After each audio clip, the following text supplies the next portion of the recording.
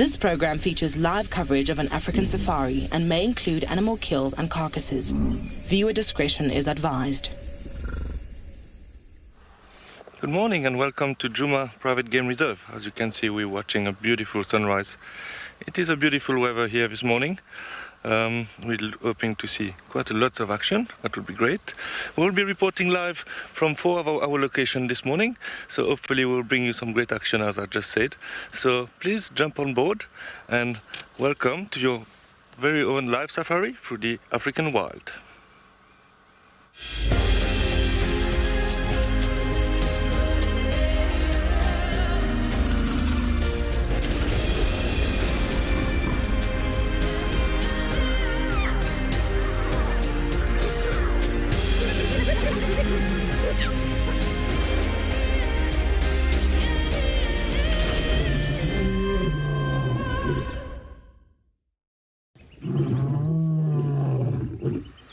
Yes, welcome back with us. So we're still looking at this magnificent sunrise.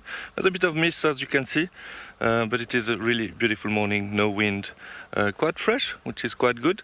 And yeah, we're looking for spending some time with you guys live from Djuma and also the other location. So my name is Cedric, I'm happy to be back, and I have BK on camera with me this morning. So yeah, our plan this morning, we just got some report that Darkman was spotted not too far from where we are. So we will see if we can find him, otherwise we'll continue and see if we can see anything else. I'm very happy to be back and obviously showing you everything that we see live from the African wild. Please don't forget to send us your question on Twitter, #WildEarth, also on YouTube @FC. And if you're underage, you can send us an email on kidsquestion@wildearth.tv. You can also go register on our website, head to the live safari page and submit your question. We would love to hear from you. It is a really beautiful morning here. I'm very happy to be back. I know it was quite tough the last few days. I don't live very far from Djuma and it was very windy, so I'm happy that now the weather has cleared a bit. And hopefully it will stay like that for the next few days. Yeah, so I think what we will do now, let's head out and see if we can find Darkman, and hopefully he will still be there. I'm not exactly sure where he is, but we got some report that he was quite close to where we are now. We are actually currently on quarantine, and yeah, so we will head west that direction. Some impalas also in front of us. So yeah, it's so nice to see the animals again. Okay, so as you can see, it's a beautiful weather here. Let's see what is the weather at our other locations.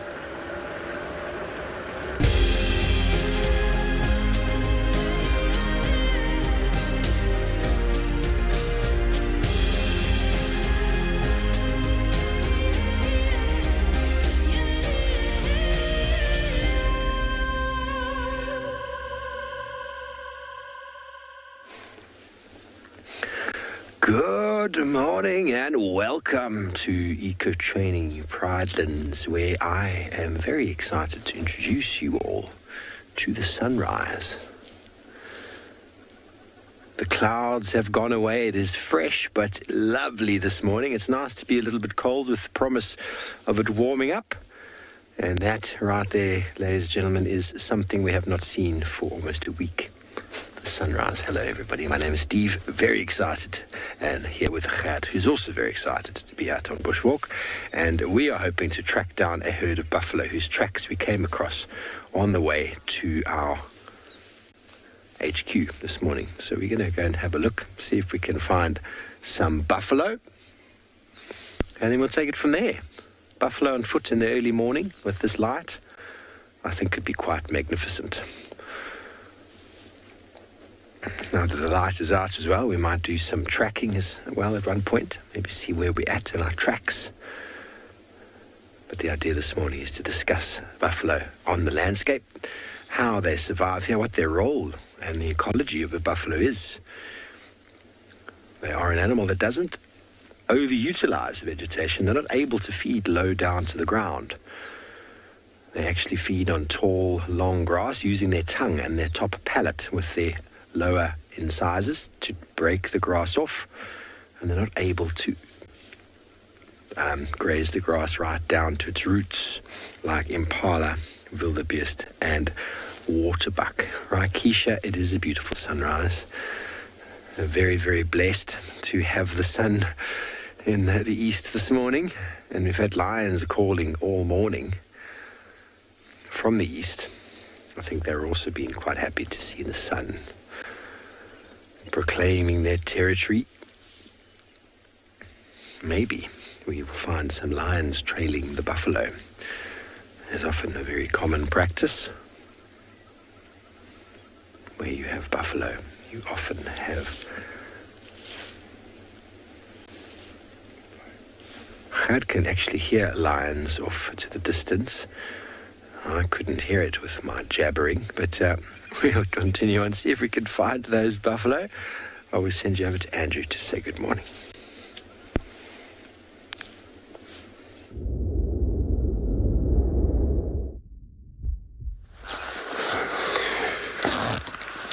Good morning everybody. Welcome to Djuma Private Game Reserve. Here, looking at the beautiful sunrise. This is actually the sign of it's going to be one of these magnificent morning of the day. So my name is Andrew and I have Dazi on camera. So this morning, this is how we're going to be planning to take everybody out to search for the animals also. And then of course, we're going to be searching to the east. So you already seen Cedric, which he will be checking on the west, probably trying to look around for a duck mane, which I think somebody saw him back there. So I'm going to check from here towards Chitwa, see if maybe Temba, the leopard, may be still around, since he was seen actually yesterday, and what the report was, it was not much left. So that's going to be the plan. Hopefully we get to find a leopard this morning. So we'll find out. It just looks like it's going to be one of these beautiful day with the sun rise middle of the day. Then it's going to be warm enough. Animal that would exercise their energies again. Those has to be close to the watering hole.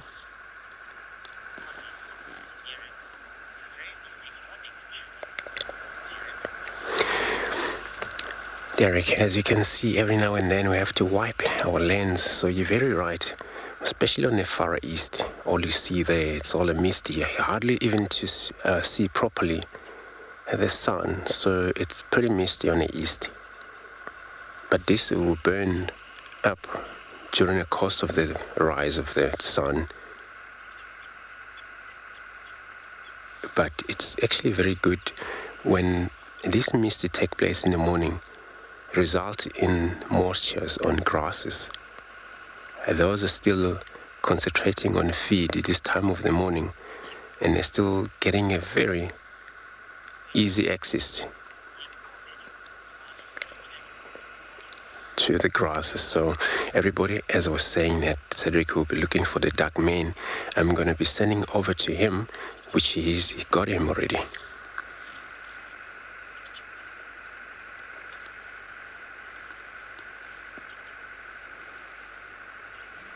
Welcome back with us. What a start.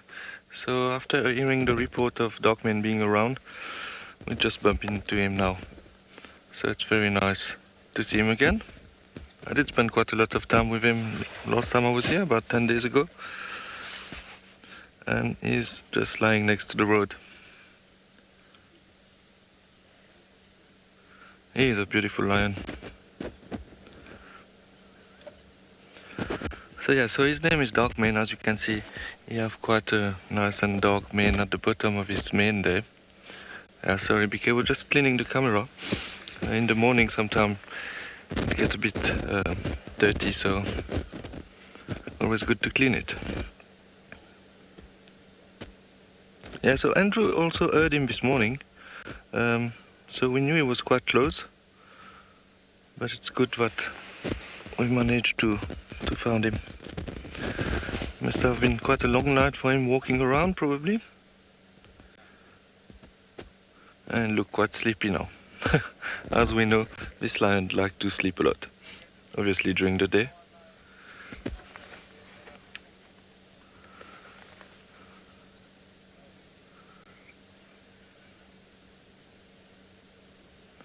What is quite nice as well now is currently facing the sun, so it's really, really beautiful to see him in that position. Oh, nice little yawn. Yeah, so I was saying that Andrew heard him call this morning, but he called only once, so I was hoping that he might start calling again, but it doesn't really look that way, but we never know. Sitting next to a big male lion and hearing them roar, it is very impressive. So every time I see him, I really hope that he's going to roar.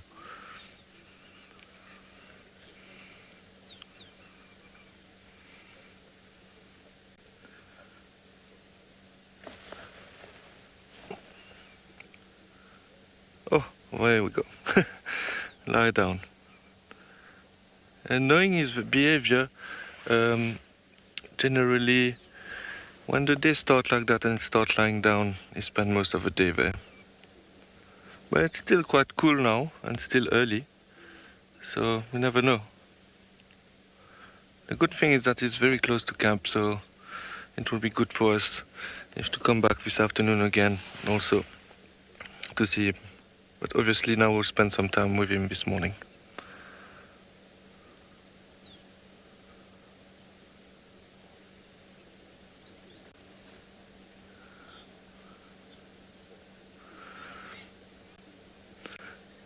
Safari Kitty, you saying he's such a beautiful lion? Yes, he is. He is a beautiful male. When you see him lying like that, it's very impressive. It's a bit sad sometimes when we see him walk and limping. But even with a limp, he's really a beautiful lion.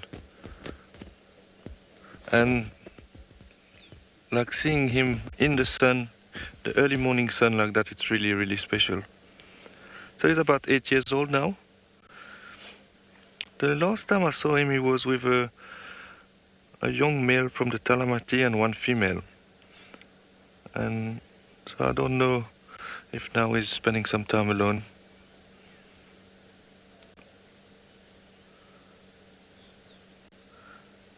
It's a bit sad that he put his head down now.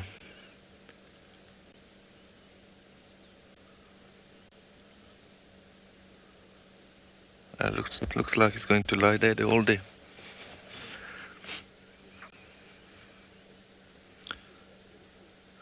Yeah, I'm hoping also maybe to find some leopard this morning. It would be great to see a leopard. But I must say, what a start to be able to start like that in the morning with such a beautiful lion.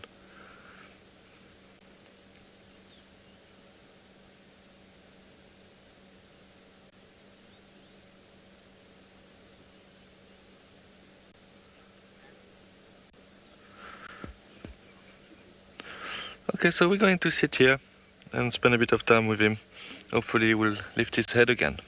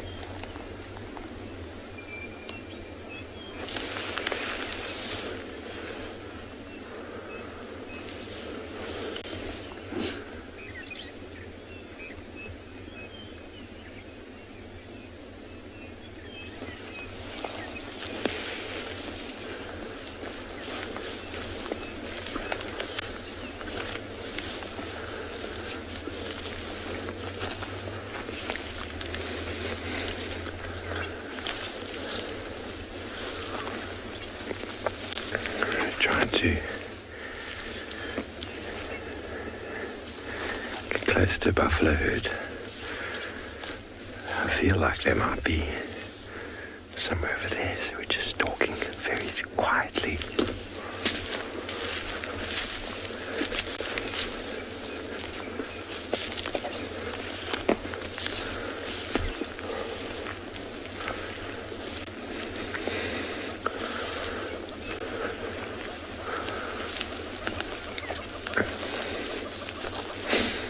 Do you see how I'm walking, eh?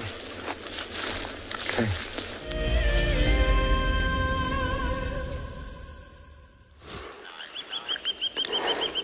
So now on our way to Tswalu, just the bump on knees, looks like one of the young male elephant here.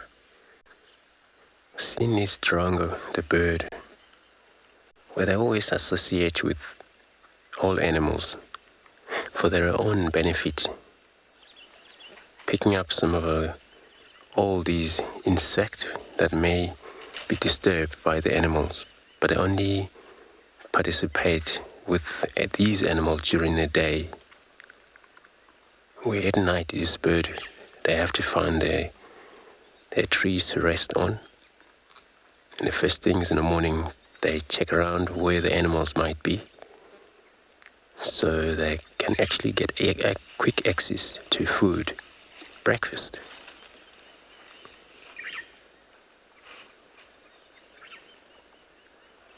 And very interesting, they don't actually sit on the animal, they sit on one of the branches and always follow the animal just like that.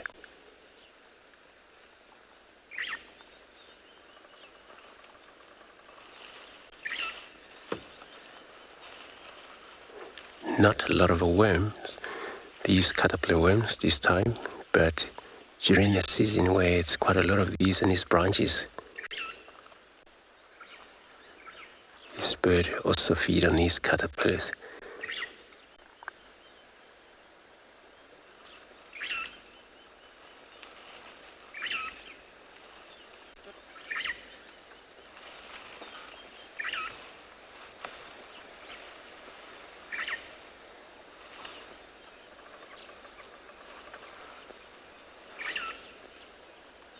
And this young male elephant, he's probably had some friends around here. Some actually branches that is still breaking off from the right-hand side.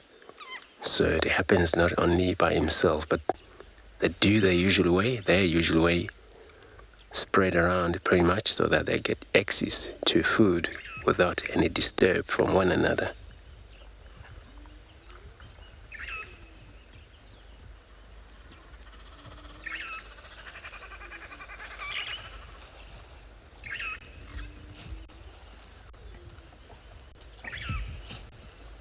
Just gonna take this moment of a silence, just listen to all of the various different audio of birds and probably some animals that may make a calls.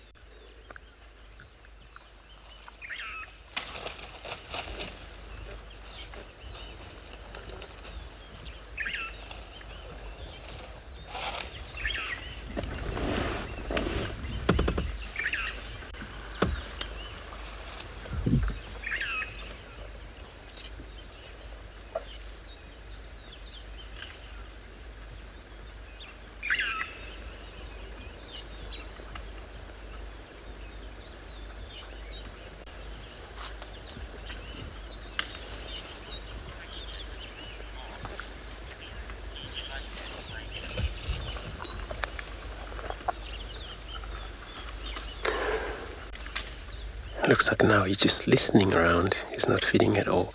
So, Mike, you're asking, do I ever have a charge by elephant? No, I haven't. But friends of mine, he has. But he was driving past and this bull, it happens that he was actually on marsh, and then he just go after the car for a couple of meters and then stop. So, but myself, I haven't, which, I mean, there will happen that during guiding, anything that you wouldn't think it would happen. It just happened. So I always don't really appreciate to be charged by such animal like these. But that can happen any time. That's depending on how you deal with them. So they need their own attention. You keep a distance, you read their behavior. I think you can avoid all of this getting charged.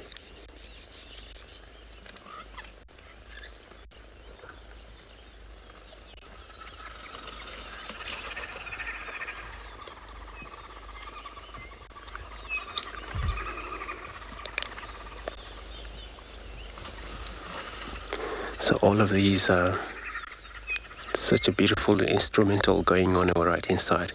It's one of these colony of bird. It's called greenwood hoopoe.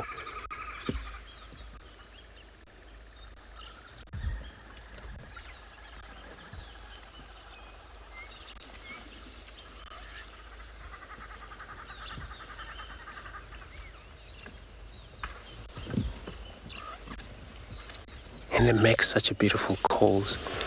So most birds, they do most of their communication, and then that's actually its sign. It may be warmer, or slightly warmer today, and that's where you had a lot of them singing about.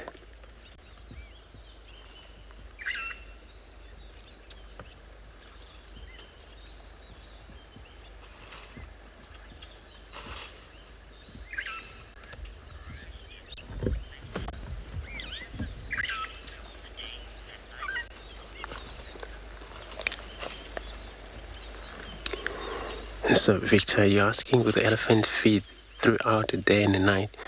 Yes, they do. So, with such a big body animal like these, they need a lot of food a day. End of the day, they may maybe consume anything from maybe 140 upwards, 150 kilogram of food. In that, depending on the available of grasses and these plants around, if it's then none, they need to make sure they got food immediately. So they sleep for at least maybe an hour or maybe 45 minutes, and they don't actually sleep more than that.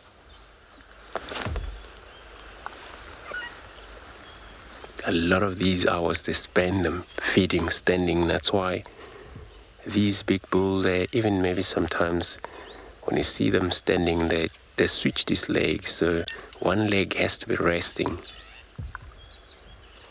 which means doesn't actually put on a lot of weight on that for so much, and then that's the way they rest their feet, and then every now one has to be up, so take turns.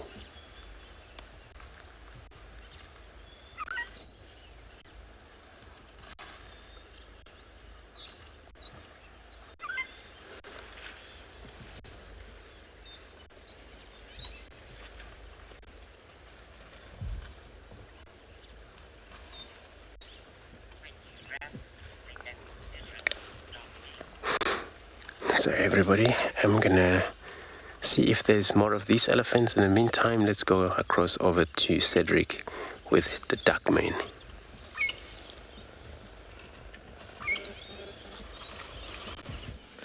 Oh, how beautiful is that? He just left his head and now facing the sun directly. So we heard some alarm calls not far away from where we are. We thought it might be because of dark mane, but we went to check and there was a hyena actually walking on the road. And the hyena came quite close to dark mane, saw him and just ran into the bush.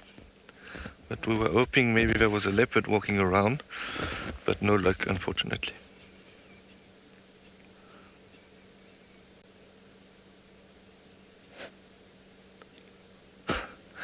It's getting sleepy again. So you can tell also if a lion is fully matured. If you look at the tip of the nose, it is black. When they are juvenile, younger, it will be pinkish. But you can see now it's completely black. So obviously they get to maturity at about 7 years old, and dark mane is around 8 years old. It is very nice to look at lions when they are facing the sun like that. Especially if some of you like photography, which I'm sure you do, it is a perfect setting.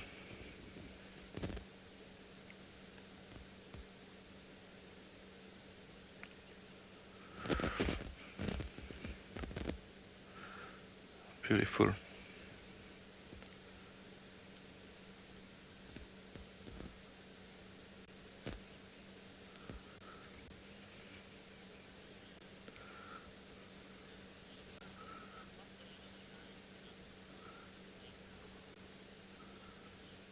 Commandant General, you would like to know at what age does lions start growing their mane? It depends. It can start as soon as like 2 years old, but it will be like very small. But it all depends on the individual as well. Genetics have to do a lot with that, depending if you have good gene with big mane, so it can start a bit early. But from a young lion, you can start seeing quite early the mane starting to grow. But I think it will get more obvious at around 2 years old.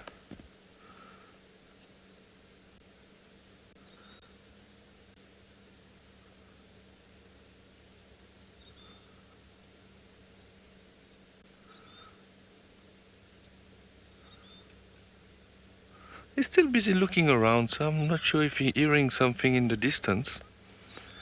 And you can see him looking quite intensely in one direction sometime.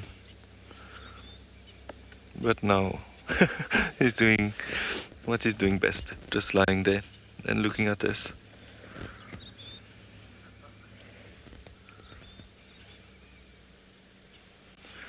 Okay, so I think he's going to spend a bit of time here this morning. So while it's still cool, maybe we'll drive around the block around here and see if we can find something else, and maybe later come back to him.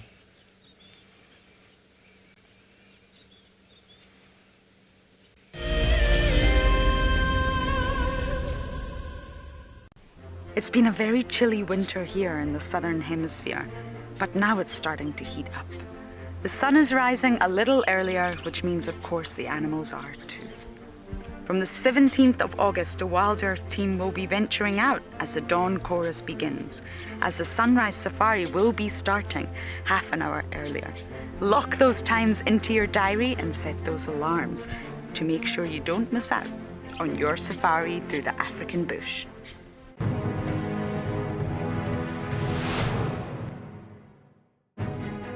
We're here at the Advanced Rifle Handling Challenge, which is actually lots of challenges in one to gauge the contestants' skills at different distances and different speeds. This is probably the challenge that the contestants are the most nervous about. So let's get them locked and loaded.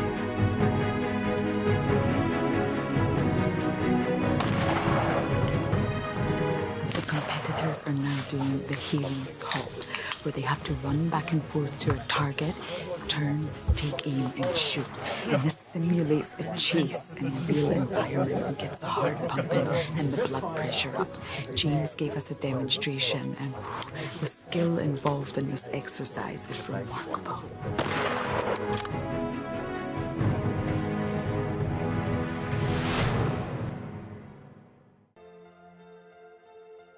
This is a battle of two great carnivores of the African wilderness. Whew. Whoa! You don't want to be under those jaws.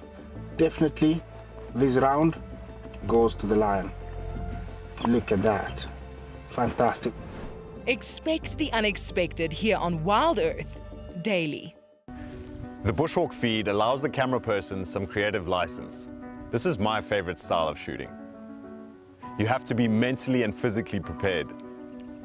You're shooting handheld in some very strange and contorted positions, always with a straight back, often in the squat position, low to the ground. The creativity comes down to the relationship and sync you have with your presenter. The more you understand each other, the more you'll be able to tell the story seamlessly.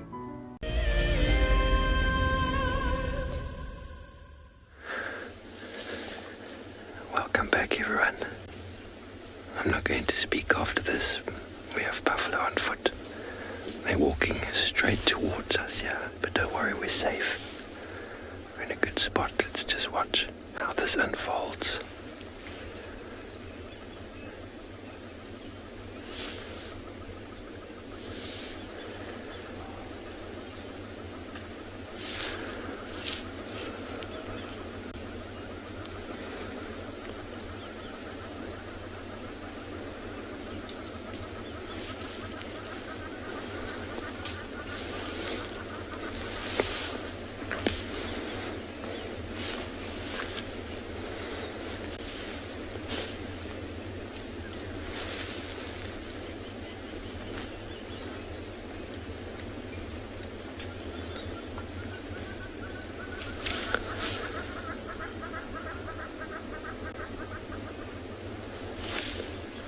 Seems like they've just been woken up from a bedding down session. Just started moving.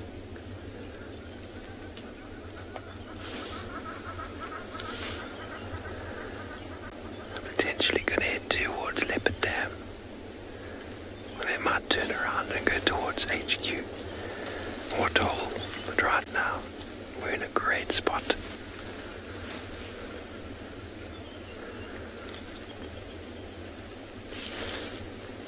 Wind is in our favor.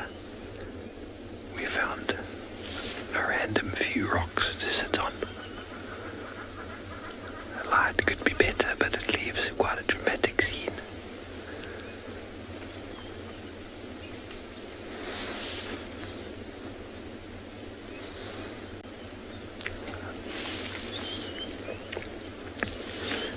Need to be very still in the situation.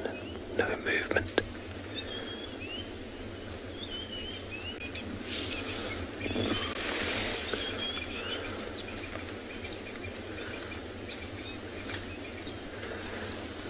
Their sense of smell is very good, so if the wind was blowing towards them, we'd be done for, meaning they'd run away. But if the wind is in our favor, can't smell us at all.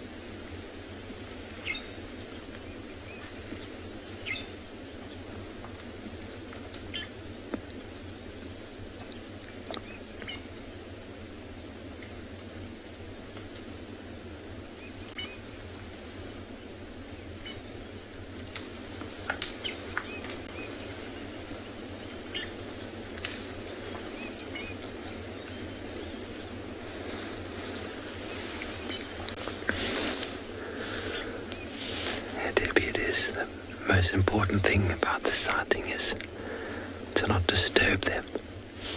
It's all good and well to see buffalo on foot, but if they run away from you,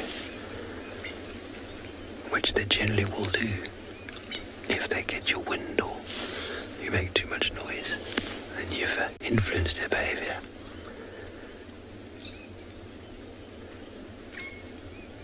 They won't run very far. They're used to getting frights and running a short distance, but it's not ideal. It's not what we want. They look like if they keep walking like that, they might bypass us.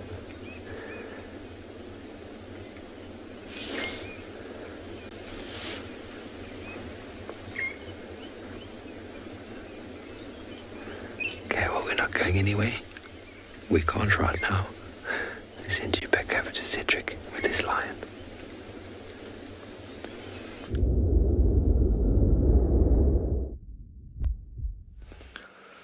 So we did left Darkmain and we drove about 300 meters and we found some elephants. We can see only one at the moment, but I can hear some branch cracking at the back, so I'm pretty sure there's an old herd of elephant around us. So it's nice to start the drive with two of the big five. Maybe if we continue a little bit further ahead, we'll bump into a leopard. Who knows? That would be a great start. But obviously, there's not a lot of chance that that's going to happen.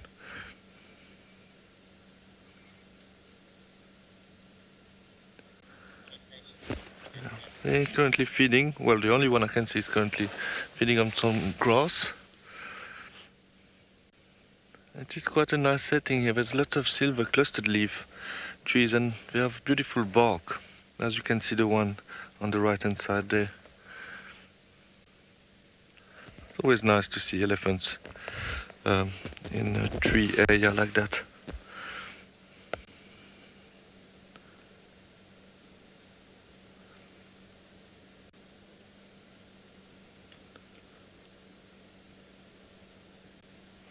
It is a bit far in the block, but at least we can have a good view of them. There we go.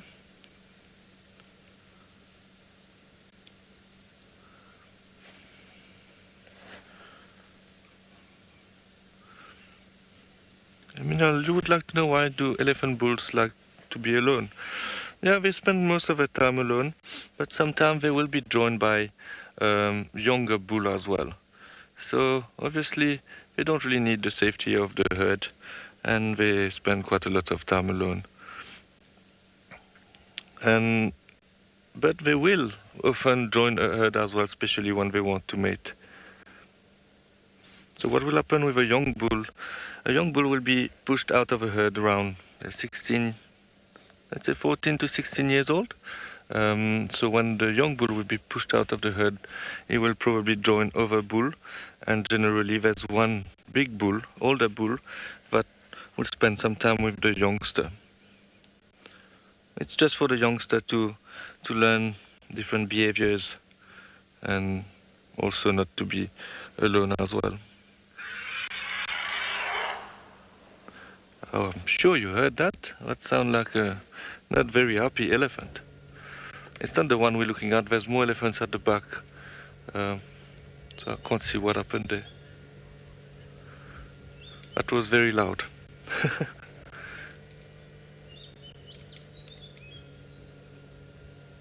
And sometimes when you don't see, it's difficult to know why the elephant shouted like that, if I may say.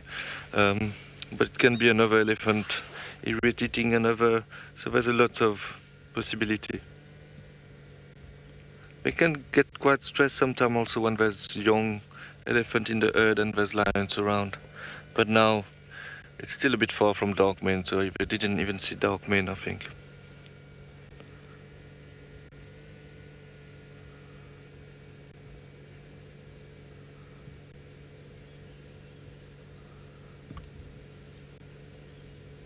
But it is great to be back. And it's so nice to be able to share this moment with you live from the bush.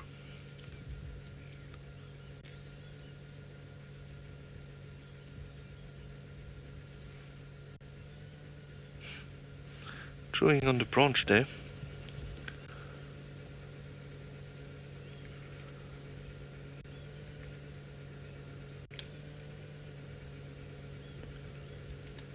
It is amazingly peaceful sometimes to spend time with elephants, even though they are so big.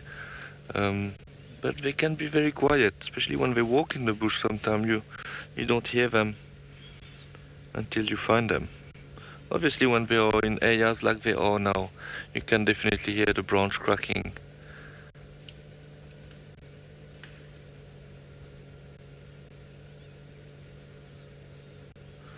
So at least we know for now where dark mane is and where the elephants are as well. So that might be able us this afternoon to check again in the same area.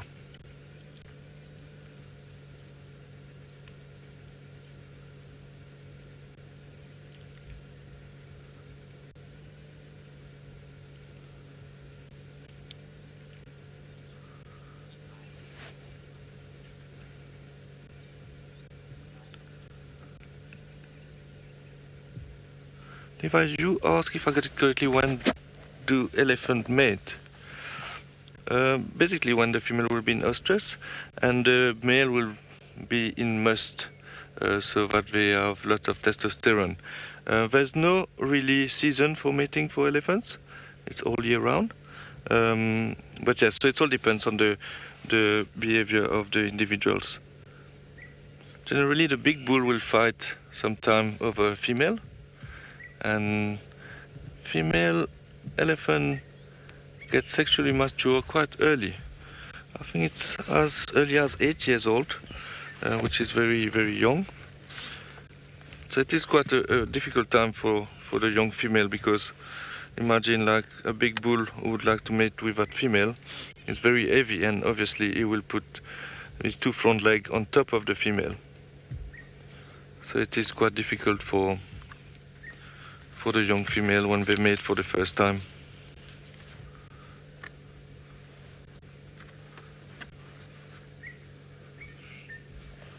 And the gestation for the elephant is about 22 months, which is a long time. A female can mate as early as 8 years old, as I was saying, which is quite young.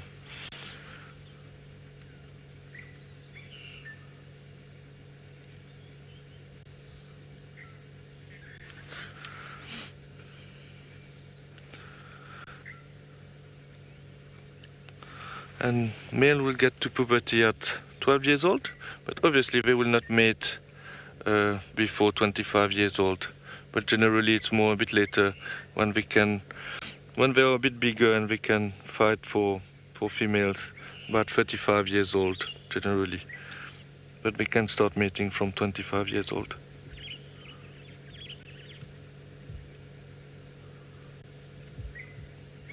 You can see the little fork-tailed drongo there on the tree.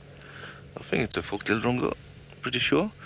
So they like to follow elephants and other big animals, because when the elephants or the other big animals walk in the grass, they disturb the insect in the grass which jump or fly, and give the opportunity for these birds to catch them. So you will find that quite often when you follow herd of buffaloes, herd of elephants, even sometimes with impalas. But this fork-tailed drongo, there we go. You see there, he tried to catch something. I'm not sure if he got it. It's a bit far, but this is what they do. Just take the opportunity to get some food. I really like fork-tailed drongos because they can also mimic other birds. I saw one mimicking a pearl-spotted owlet, which was quite interesting because sometimes you look for a pearl-spotted owlet, but at the meantime it was a fork-tailed drongo mimicking the call. Okay, I think on our side we will continue. It's still quite cold now, so hopefully some leopards will be active.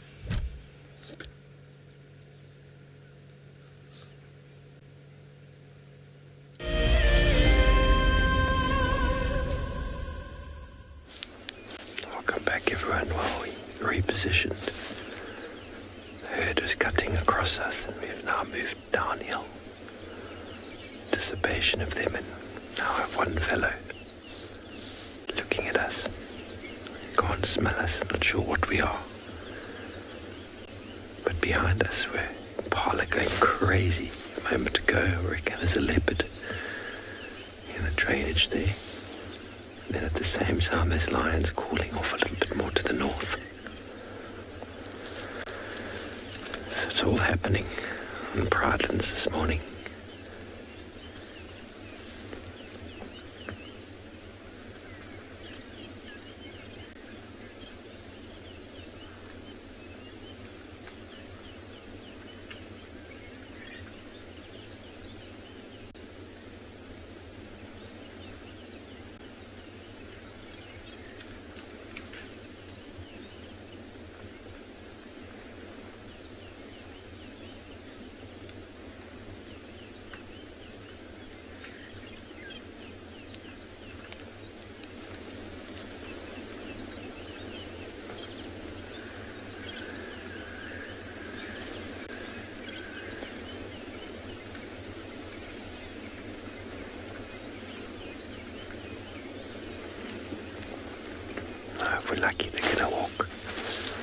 past us on our eastern side.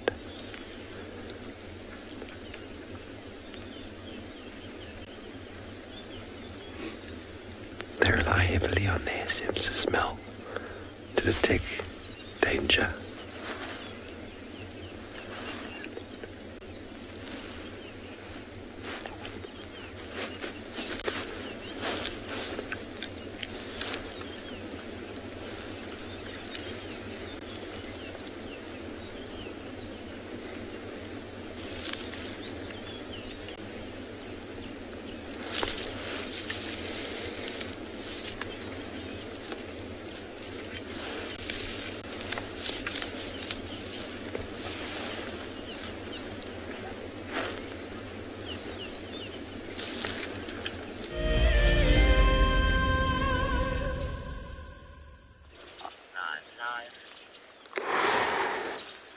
So everybody, we discovered the kill here on top of these African bourbon tree, but we don't see the cat anyway, but it was a leopard, female leopard, that dragged it across the road that we follow into this drainage line system.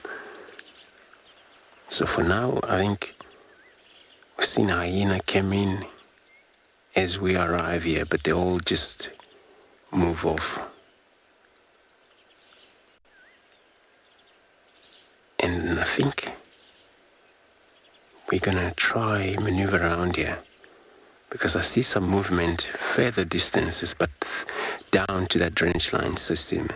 And then we may have a signal because we're not actually in a higher point. This is one of the river in here.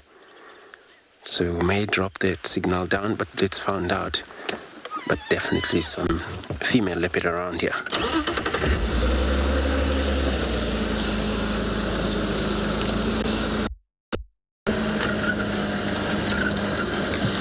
So she won't bother really about hyena since their kill is up in tree. But if that kill it was on the ground, as the hyena arrived, she would immediately react for the sake of the saving that kill. I think Darren, I saw the tail. I think she was on top of the other tree further down. Hardly actually to, unless.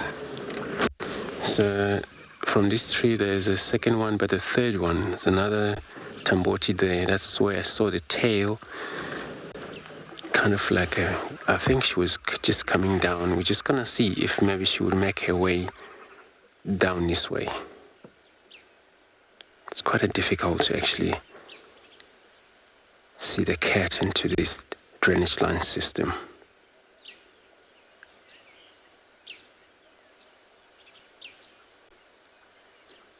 Yeah, for now we don't have a visual at all.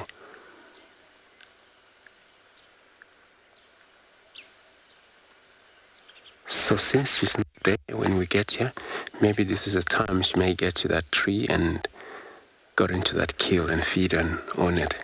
But we found out, so I'm gonna try drive around again, so hopefully we get a visual of her.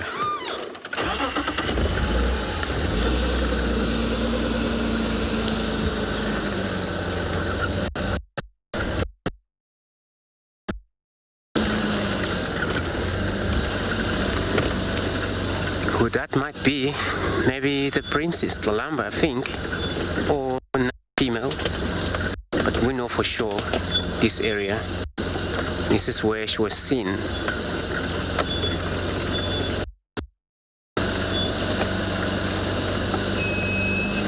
So everybody, I'm gonna stick around in this area. In the meantime, Trico would like to say hello to everybody. Let's go over to him.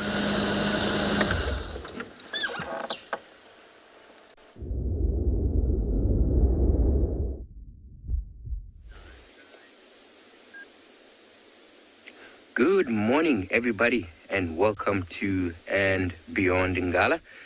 As you can see right in front of us, we have some beautiful lions sitting there.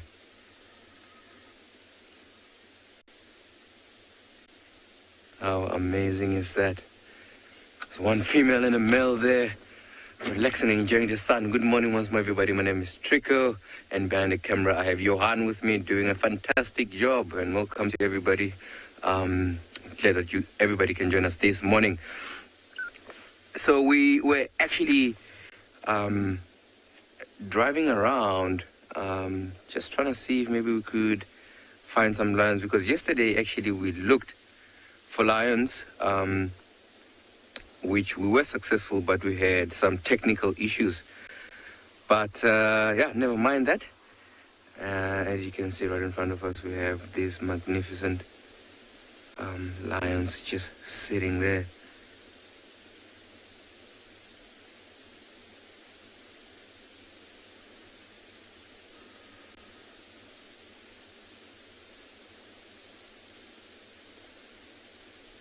I mean, it's been really, really cold this morning.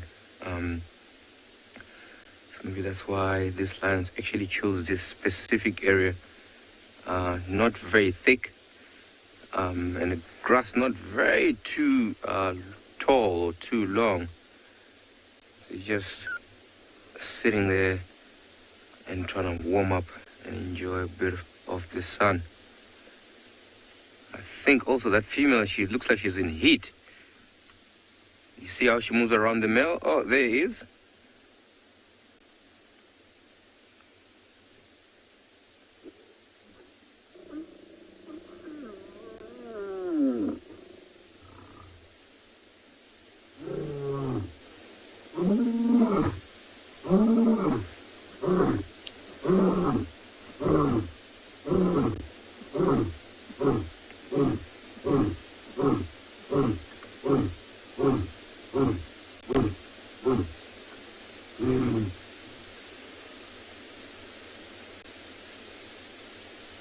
How amazing was that, hey?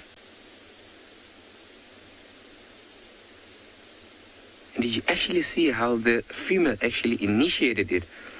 She just like all of a sudden stood up and moved in and around this male.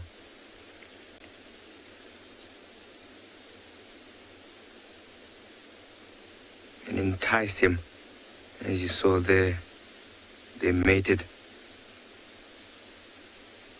Oh, it looks like she's walking away now. For some reason. I know there's a water hole where she's going. It could be that maybe she might be heading there. Or also it could be that maybe she just wants a different spot to actually sit down. Or maybe even moving away from this bit of the sun. Maybe trying to find the shade.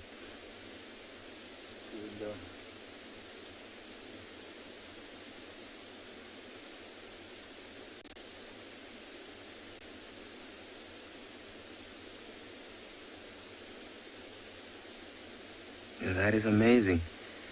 So with this female that he is mating with, I mean, she's going to be in estrus for like 4 to 5 days.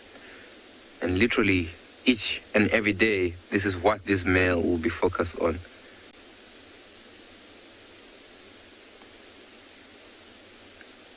And in times like this, they don't even care about food or anything like that. The primary goal is to mate with this female up until she is out of the estrus, because they have such a very short window, short days where they can mate.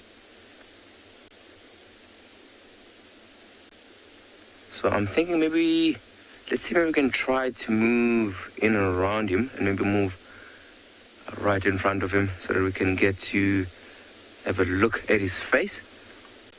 And this area is quite rocky, so try to see maybe we can find a better space to move around here.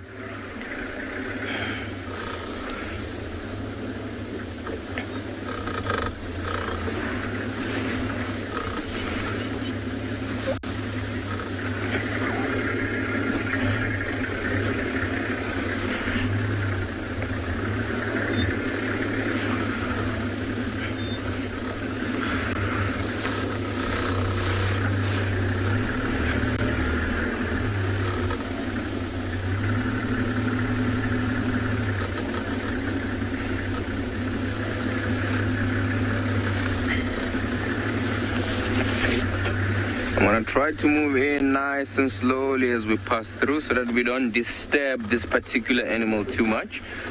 We're good? All right. I think this is where I am actually going to stop.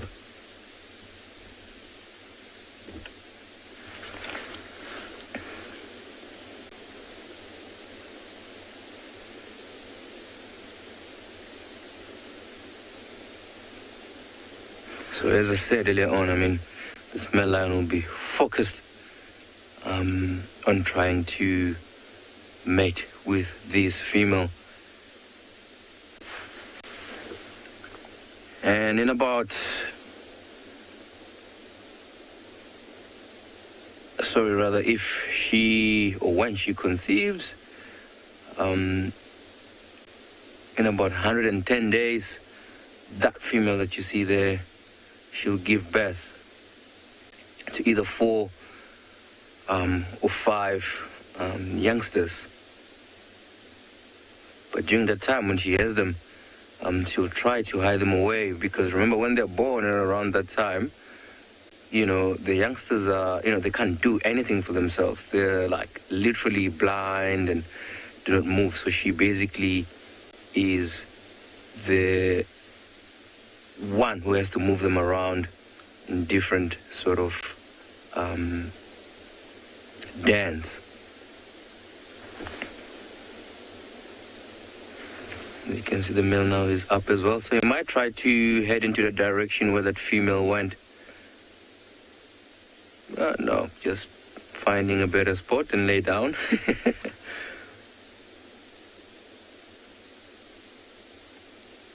I mean, as you can imagine how tired that male is. So what happened is, I've actually seen these particular lions for the last, I think, 3 days busy mating. So as you can imagine, that male must be really, really tired. Also that female as well, because of that constant mating.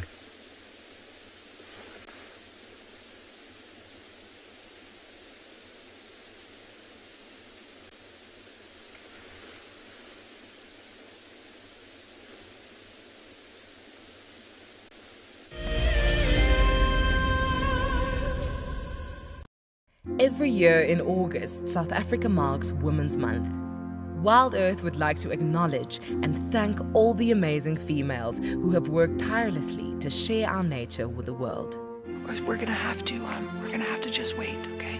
She's gonna come out there just on my right-hand side, and she can see these impala. Now you've got to inhale it. It burns. I don't know if it's supposed to work instantly. Go, girl, go! Get her! Get her, girl! Get her! I'm so looking forward to following her story in the future.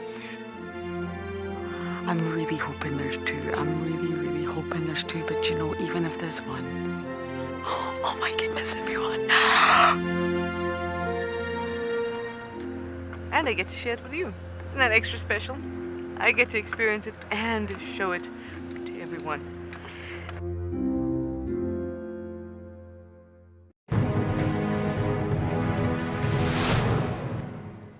We got there, he had probably moved a couple of 100 meters down the river and was about 10 meters from this causeway. So I radioed the lodge quickly and just asked them to bring a land cruiser around and some tow straps. So we thought we were going to try be heroes and save this giraffe.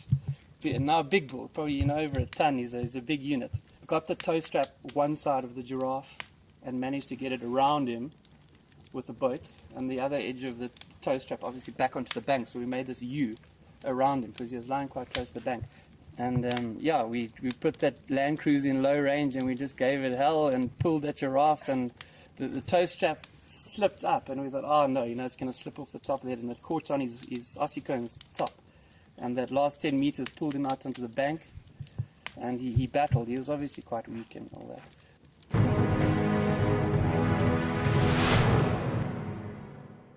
Looks like it's a very difficult climb, because every time it tries to climb, the ground is breaking, so it slides down. But it's the only one. Look at that. That is a call of desperation with a cub. It's like, what are you doing, mommy? Oops. Oof. Expect the unexpected here on WildEarth daily.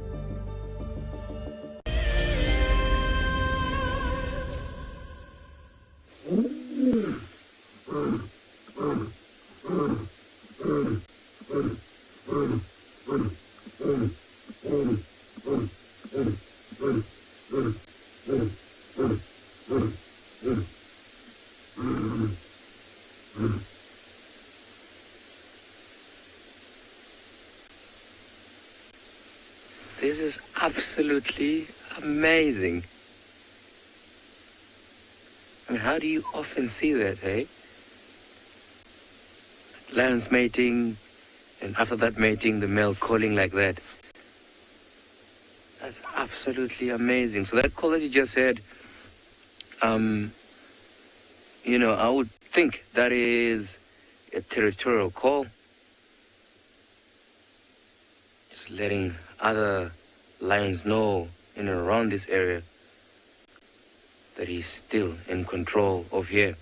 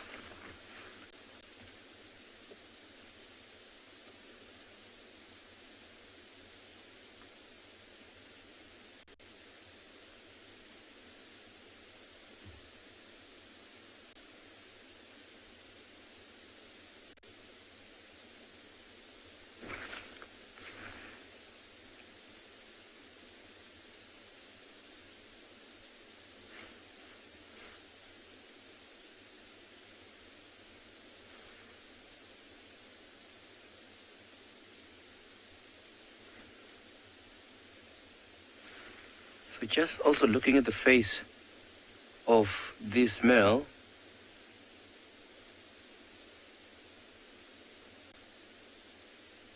you can see there's quite a lot of scratches on his face. And look at the color of the nose, really, really dark.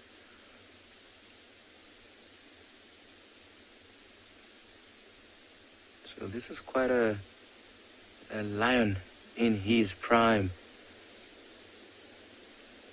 And also the mane is well developed, and his size as well is actually a big animal.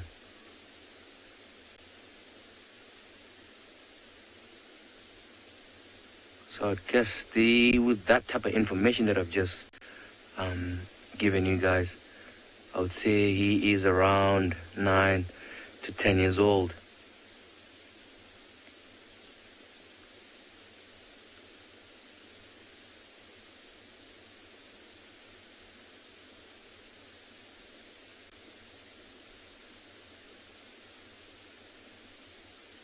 And I believe some of the viewers, you know, who have been watching the show for quite a while would probably want to know which male is this. So just looking at him, and all those scratches in his face,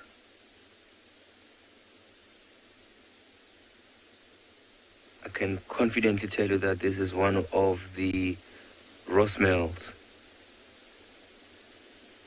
the blonde mane one.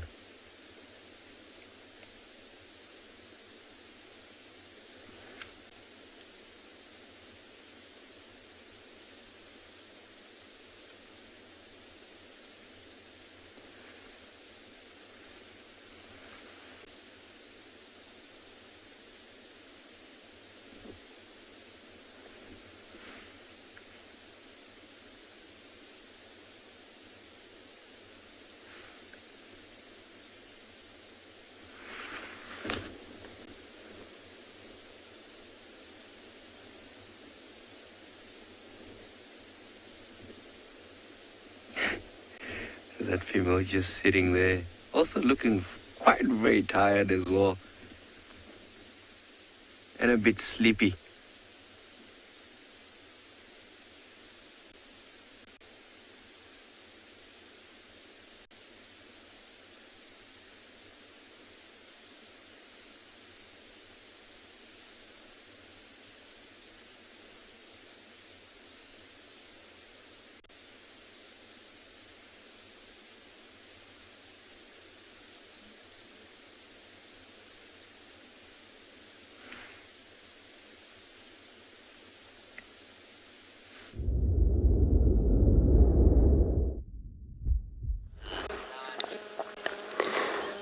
So everybody, we actually managed to find her, the female leopard in the area, since we saw the tail a little bit. I think this is when she was coming down from that tree. It's actually not easy position where she are at the moment. And we mentioned something about this drainage line. It's kind of a dip which we can't cross over. In some area, it's very far deep for us to drive in. We can't. So in the meantime, we're just going to take it easy from this position. Cannot able to tell which one. Maybe it's a Talamba, because the other evening she was drinking at the Treehouse Dam, which is just a slightly western side of us here. That dam, that where she was drinking. So I would probably assume, but I'm not 100% sure yet.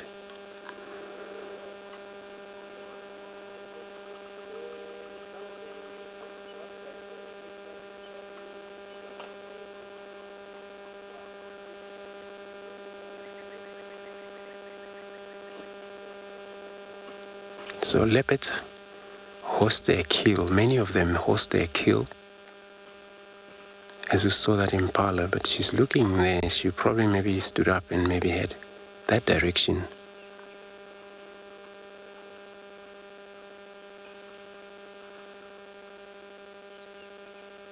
But that's depend when she has eaten, how long. So if maybe it happens, she eaten like 4 hours ago, then she may maybe want to return.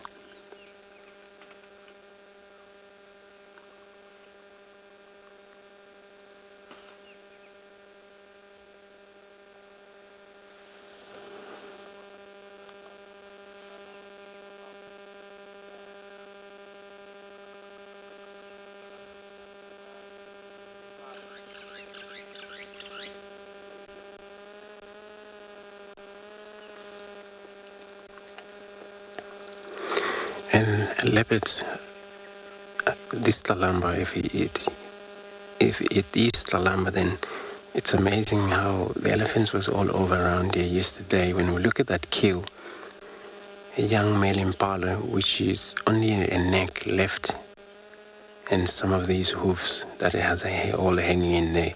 So she probably maybe had it yesterday or so, maybe early yesterday, or maybe could be that little night we saw her.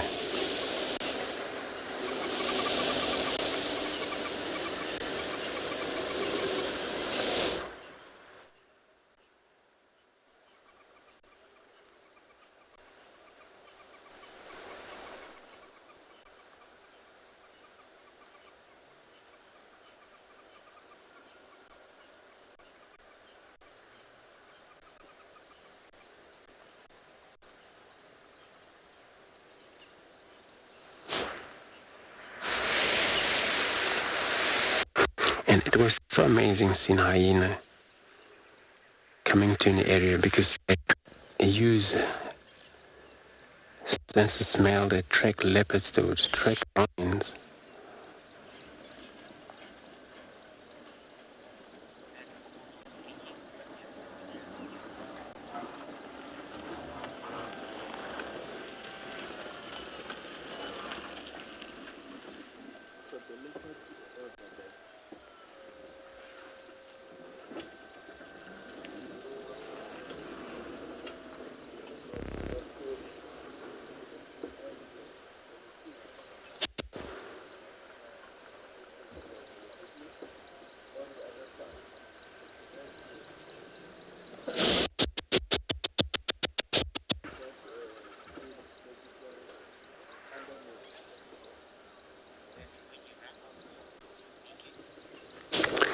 So we're gonna stay put here, hopefully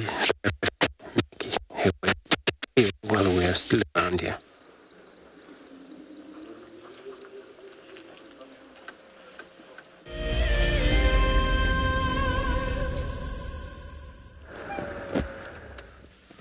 Yes, welcome back with us. We just bumped into some elephants. Currently on Philemon's cut line, checking around. Some more elephants.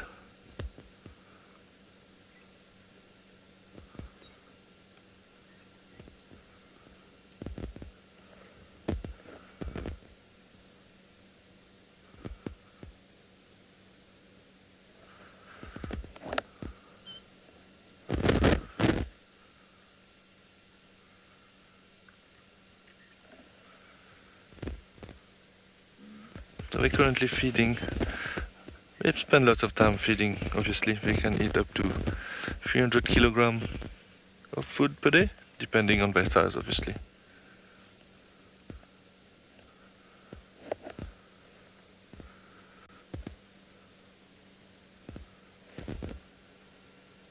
I was really hoping to find some tracks on Philemon's cut line, but no luck. Very nice that Andrew found a leopard. I think that's what we will do after it's dry. Wanders our road. Try a bit the western section. There was also some leopard track quite close to Triple M and the Gary Gate, so maybe we'll head that direction and see if we can find anything.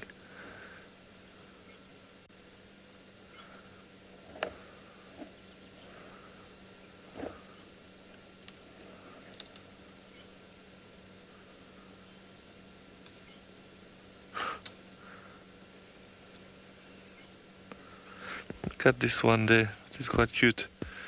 Breaking the bark or the branches to feed on. You can see how we can use that trunk very well. There's about between 50,000 to 100,000 muscle in a trunk.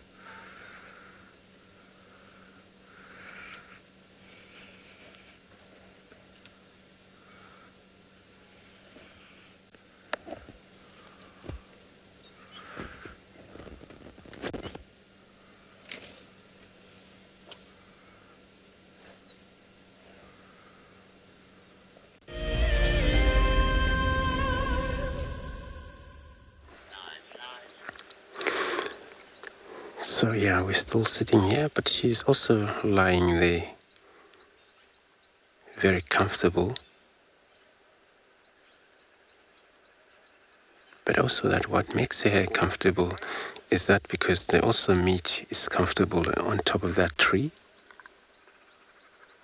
One fallen off there, it looks like it's well hooked. That young male impalas with his horn of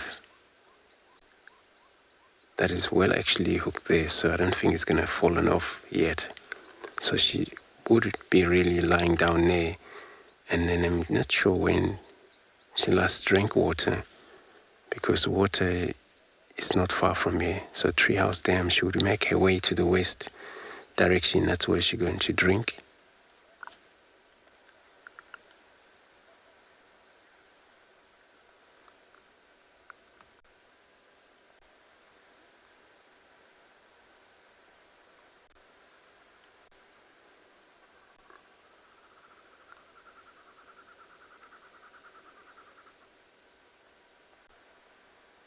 So that weather we had for the past few days, that what makes leopards, all of these predators to hunt during the wind, especially at night. That's where the hunt take place much than in the day. They can hunt also during the day, but a lot of time unsuccessfully due to the light that is available.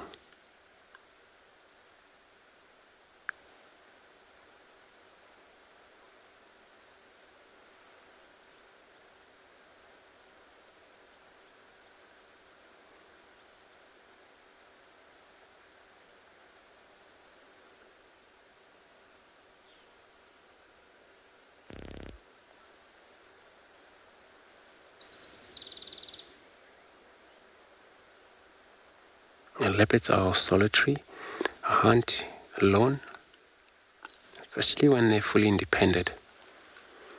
This is when they're 2 years upwards.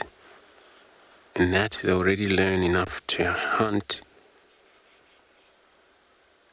and they won't congregate anymore unless if there is a female raising the cubs. Maybe a male with a female. That should be a business going on then, otherwise they don't really congregate, don't form group.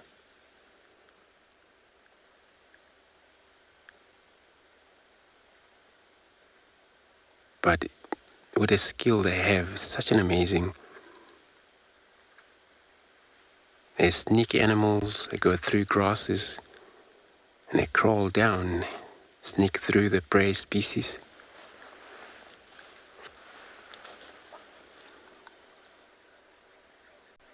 And that's why they would prefer such thick bushes like these drainage line system for their hunting skills. So lions in a pride cooperate, hunt as a whole group, share the kill.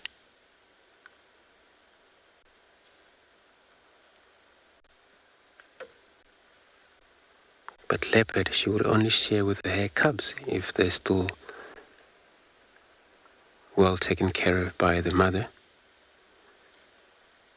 And otherwise they're not likely really to be share the kill.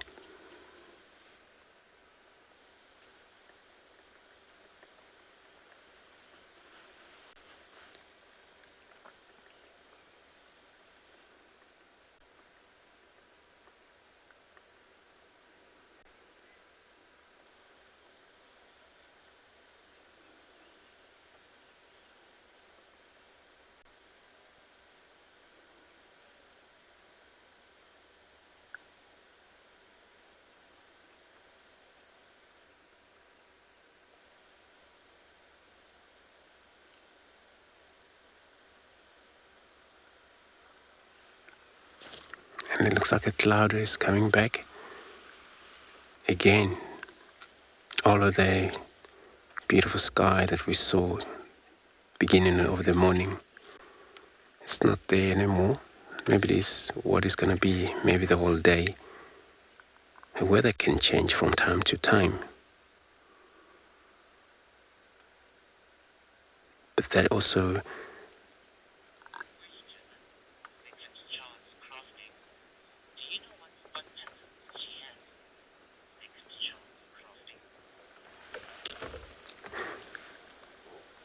a second chance crossing. So you know what you're asking, do I know what a sport pattern she has? No, I don't know.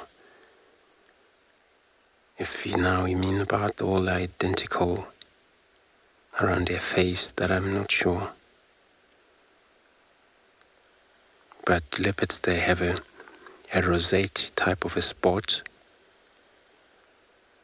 where then defy much to a cheetah. So cheetah, they would have a sort of a round spot, a dot, just in a solid spot. Where leopards, they would have a rosette spot.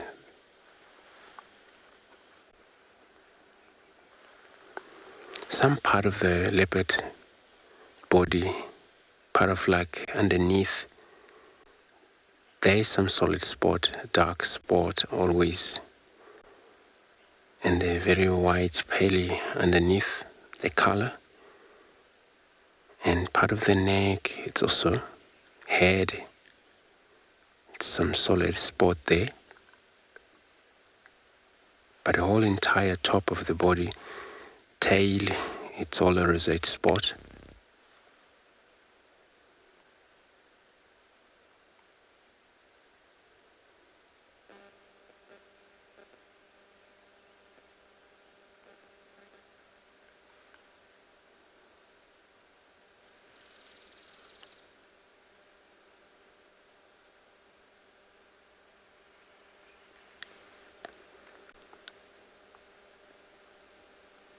So the spot pattern around their face, that's where we usually idea the leopards most.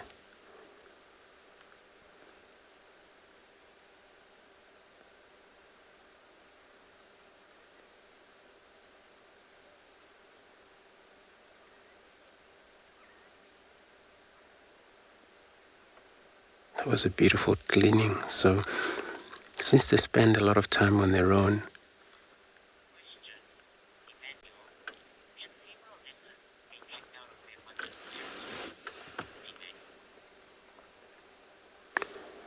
Emmanuel, so you're asking would the female leopard can be kicked out of their mother's territory?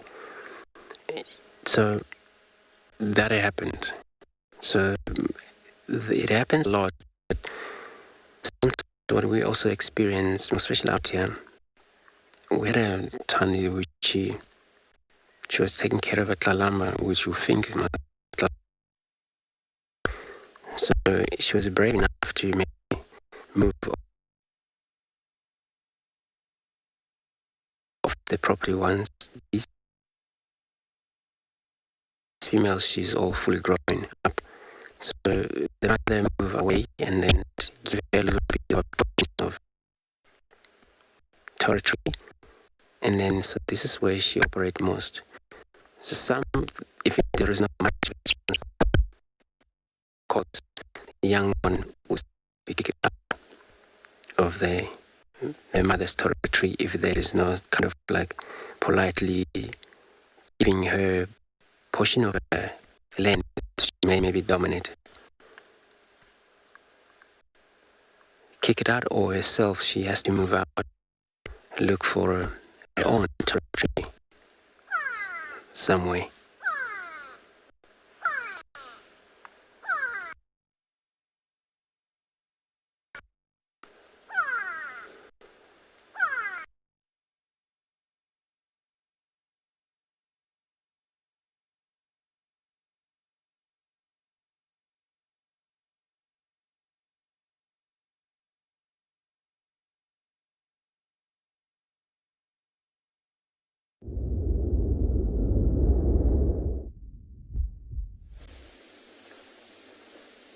Welcome back again, everybody, and welcome to your live safari. So it looks like both of these animals, after mating for quite a few times now, they have now decided to just lay down and rest.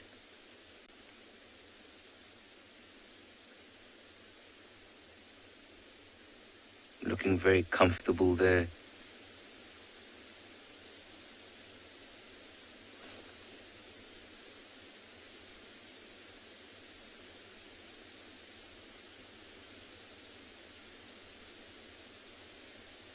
I'm also thinking, for now, as you can see, they're just resting for a bit. And I think as the day progresses, they are going to mate again. But the interesting thing is, that male there, as I said earlier on, belongs to, or maybe one of the Ross males. And the female that is mating with, it's actually not one of the sort of females that belong to the Birmingham Pride. Because remember, this male that you see here, usually you'll find them with the Birmingham females, or belongs to the Birmingham Pride altogether. But that female belonged to a different pride, which is the Mbiri Pride. Pete, welcome. I'm glad that you can join us in this beautiful morning. I believe your question is, what is the lifespan of a male lion? A very good question, Pete. Pete, male lions can live up to 14 years of age, 1-4. And the particular one that you can see here in front of us is around 9 to 10 years old. But with male lions, normally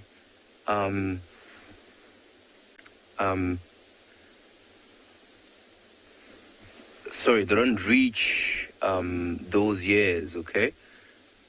Sorry, I meant like the female lions live up to 14 years old, and then males live less than that, like 12 to 13. But with male lions, they don't even reach that age, okay, because of the reasons of, territory scuffles. They fight with other lions, so they normally don't reach that age. But females, though, tend to even live much longer. I've seen females that have lived up to like 18 years of age. I know there's this particular lioness that I know of in the south of here that is 18 years old, and she is really, really old.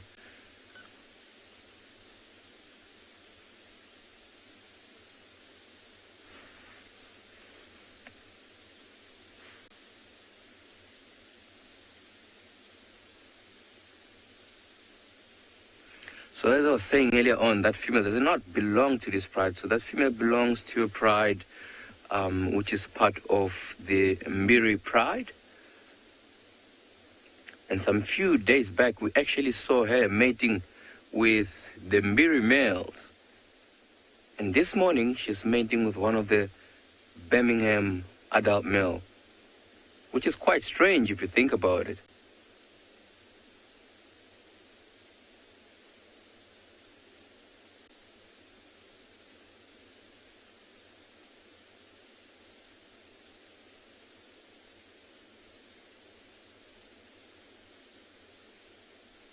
Because sometimes, like you've seen, or I have seen personally, lions that come across females that they do not know, and they will try to fight them, or even, kill them. But I think with this female, because she's in heat, maybe she's using that to distract him a little bit, and she will probably after some time, move away and join with the other Mbiri males.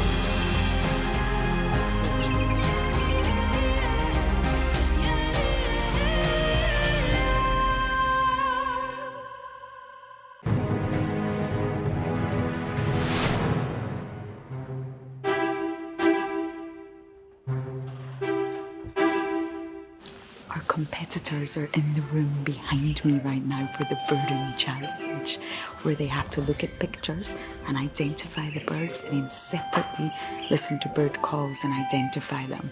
But it's not easy. This is going to be the toughest one.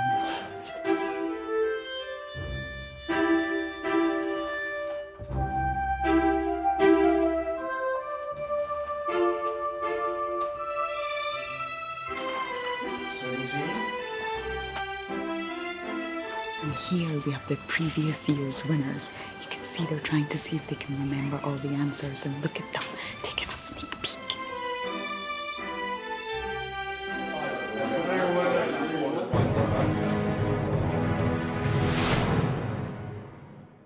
Okay, there's another big male coming in from our left here. Another big male, look at this. This is the one. Now you're going to see sparks fly, guys.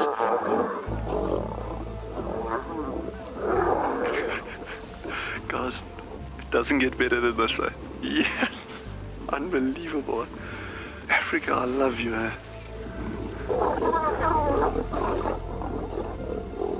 Expect the unexpected here on WildEarth daily.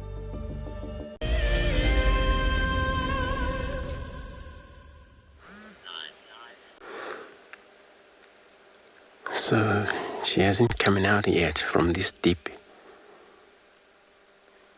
So she might have an experience about a hyena. Of course, leopards do. They always make sure they stay away from hyena. Hyena, they have powerful jaws that she has to stay away from them. Which means it's easy for single hyena to win a leopard, steal the carcass from the leopard. And that's why she has to move out of that spot where she was at. But since we don't have a visual, so what we'll do, we're just going to take time around here and then wait a little bit. She maybe make her way towards that kill. That's where we saw that kill right on top of that tree. So we've been actually looking around to see if she may maybe make her way towards our vehicle, because she's actually on the southern bank. That's where she is, or where she was. But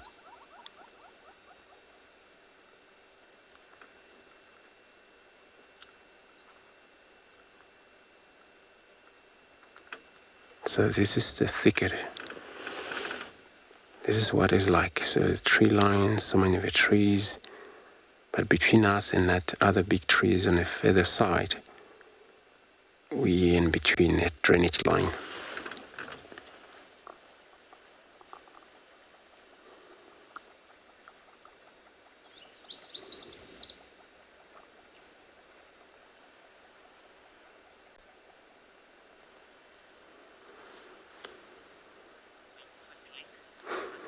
So a quick link, Ngala.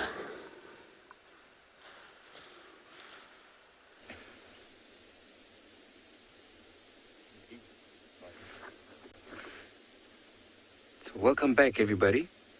As you can see, this male is up. It was actually literally like 3 seconds ago, actually, they were mating just before we went live.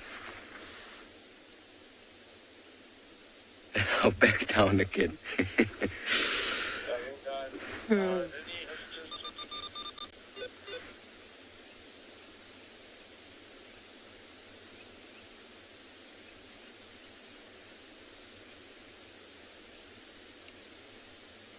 It's amazing. Also, I was actually earlier on looking at that female.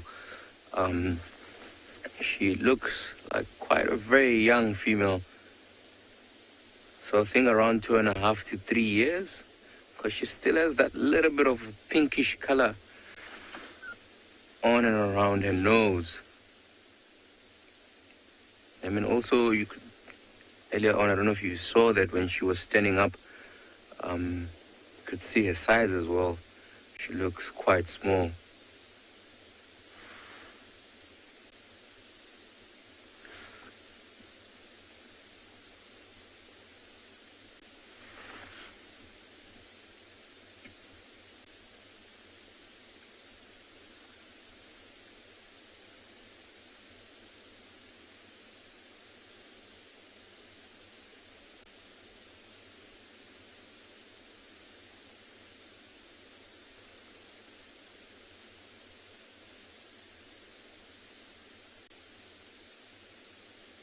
And it's very interesting, like watching lions like these mating. You know, they usually won't like hang around only in this particular area. They'll move around a little bit in and around this area. Actually, today it looks like it's still cloudy, but I can see in the distance there's a little bit of a blue skies a bit. The clouds have cleared in a further distance. So I think as the day progresses, it might become a little bit warmer. So I think as it becomes more warmer, they might even move out of here. I don't see a lot of trees that they might use as a shade here. Most of the trees are in and around here. They've lost their leaves. So they might be maybe even just go behind us. and try to find an area and stay away from the heat.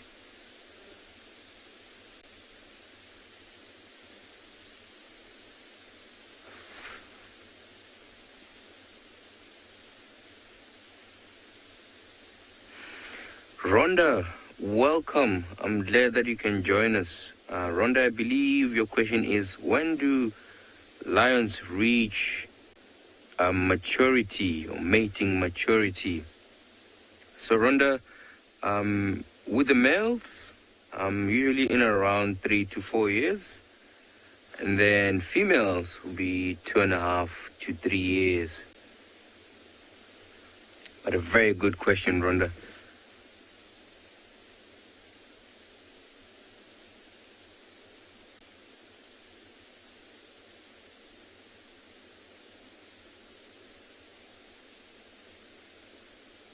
And also it looks like that female also, she hasn't eaten as well, same as the male. And also I also think that she's also like, thinking the priority right now is just to mate so that she can get pregnant and have her own youngsters.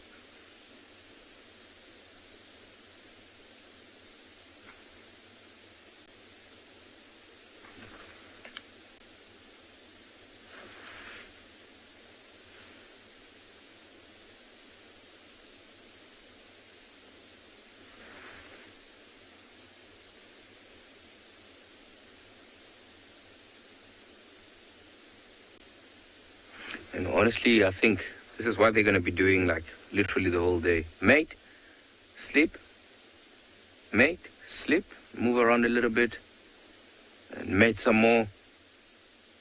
So as I said, I think it's been it's been 3 days since we've seen this female mating. So I think she has another 2 days up until she's out of estrus.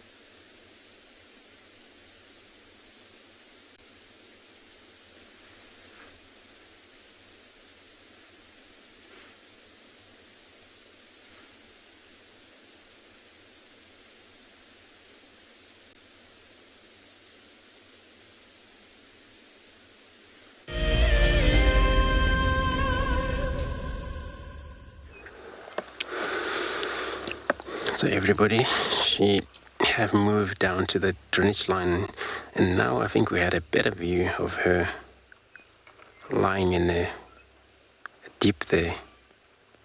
And we were so lucky because she's in a position where we can show everybody at the moment.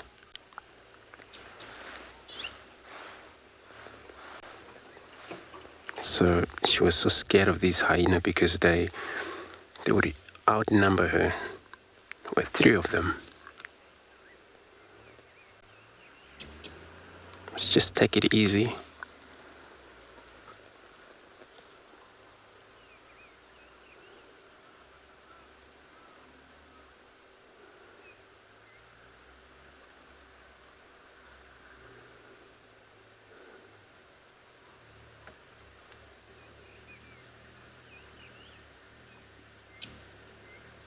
It just seems to me when we look at all of these cats, many of them, they were in a kill. That's why they wouldn't come out for us much.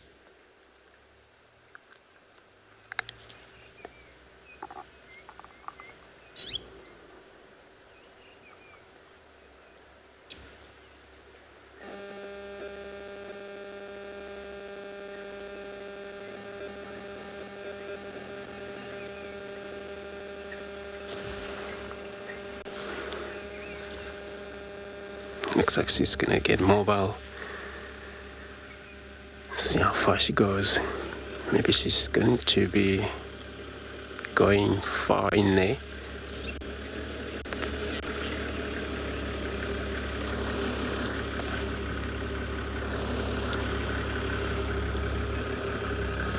She's looking up. Maybe she's gonna head back to where she was.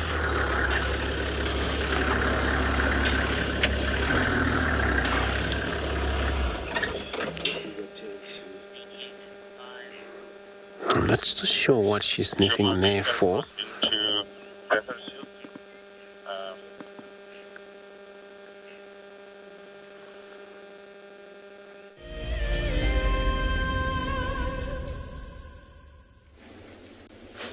Hello everybody. Sorry we've lost you for a little bit of time, but we seem to have lost our radio communications. Then we got ensconced in this herd of buffalo that, well, we found the most perfect position behind a very big fallen over leadwood tree. We've been standing behind this for the last, I don't even know how long, and the buffalo walked right past us, just past that tree. The buffalo bull walked past there, had no idea we were here, no idea, feeding, ripping the grass with his tongue. And there they are moving off slowly, but they're not going very fast. We have probably had one of the best buffalo encounters of my life, with them being as close as they are. I've had really good encounters where we're on the other side of watering holes and pads, and the view is beautiful, but the proximity that these buffalo came to us, and the fact that we had incredible amounts of safety, was for me very, very, very, very special. So Marcy wants to know which predators hunt buffalo and pridens. Well, Marcy, lions, invariably. I have no doubt that hyena from time to time. And I saw a post on Instagram yesterday of a pack of wild dogs bringing down a buffalo. So, and it was a big buffalo too. Leopard will prey on the calves. If they can, we've seen Ngala and Djuma hunting leopard calves, or feeding on, I think Hosanna was feeding on a calf. I saw Ngala once hunting buffalo. He didn't do a very good job. Lions are their mortal enemy.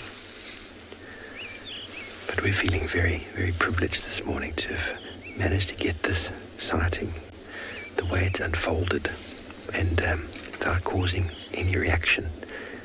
Invariably, sometimes you can put yourself in a position, they get closer towards you, and then you might have to sort of move in a way just so that they're aware of you, and then quite often they'll run off.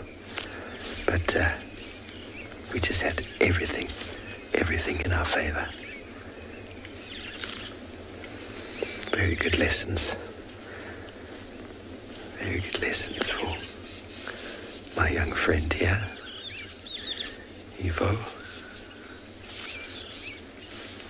And while we were in the first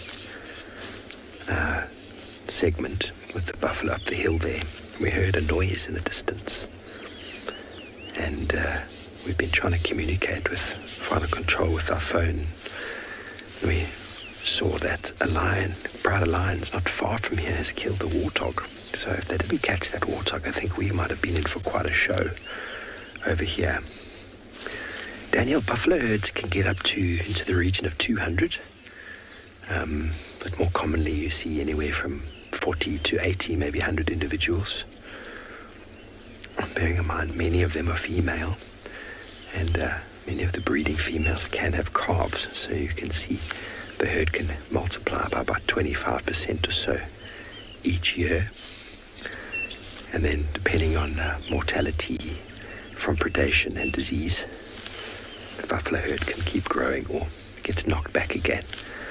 Buffalo herds were getting really, really big in Kruger up until 2017. And then with the big drought, nature played a big part and smashed a lot of the buffalo down, malnourished, the lions picking them off left, right and center. So a weak buffalo is very susceptible to predation from not only lion, but from smaller predators like hyena and even wild dog, although that's not something you see very often.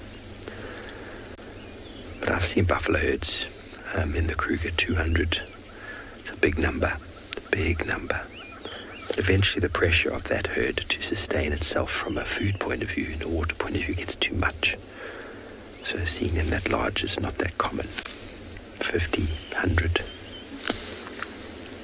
The buffalo herd I counted in Mokaleki just recently, or should I say one of my guests did, he got up to 96 counting, and they all came down to drink. But he counted them initially, there was 40, and then he was German, so he made sure to get the number right. He eventually said, 96 is my final tally. And he's also an auditor, so I believe him. Okay, well, we're going to stay here, and we're going to send you over to Andrew with a leopard.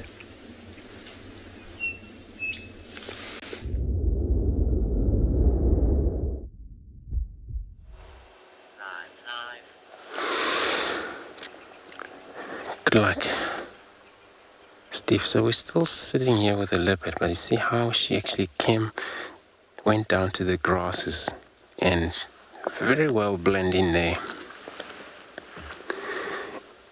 They're just like grasses. This is when we look for them, they're not actually easy or visible, and they cannot be unless if they are moving about. When they're lying flat, if you don't know they're there, it's always impossible to spot where they are. You would just imagine if we are looking around here and then looking, because what we can see through the camera like these, then nothing. And camera can even see much. Quick link, Ngala.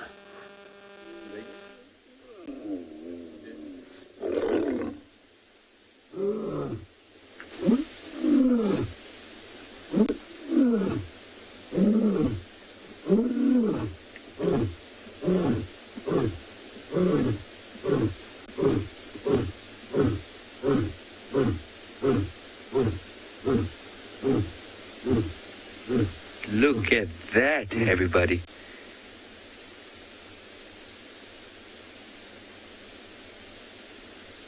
I don't know if you saw, they sort of had a little bit of a scuffle after mating there. So remember, a lion's penis has tiny little barbs, and it can be quite painful to the female. So as he pulls out, because of that pain, so she usually, fights him and snarls at him.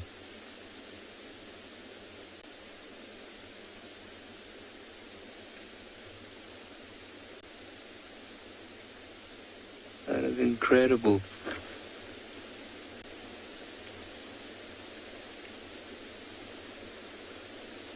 It's quite interesting how, animals behave, especially when it comes to this thing of mating. I mean, these particular female, and I don't know if you've seen, so what she does is she'll mate with him and then walk away a little bit further from him, and then she comes back again, mate with him, and she'll lay close to him and mate again, and then she walks off in a little bit of a distance.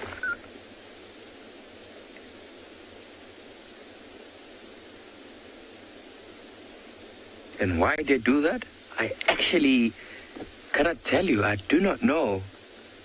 But it's quite interesting to see that sort of behavior. Like, why does she have to walk away after mating? And she actually keeps quite a very good distance from him, as you can see right now. So after mating, she just literally just trotted away from him.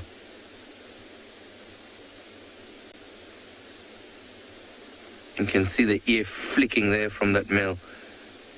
There's still some flies and some irritating insects that are flying over him that he's trying to get rid of.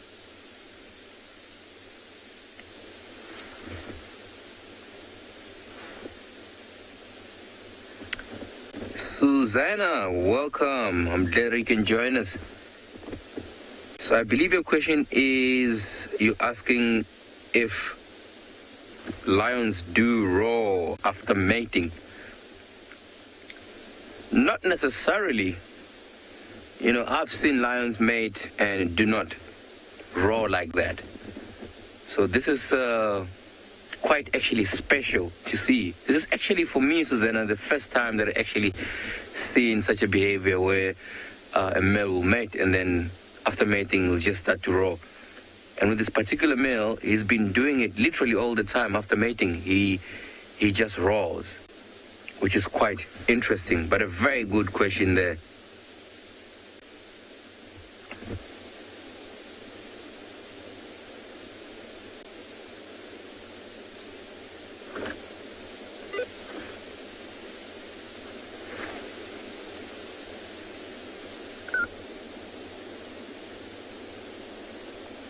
And ever since we've been sitting here, I've actually been counting just to see, you know, how often do they mate.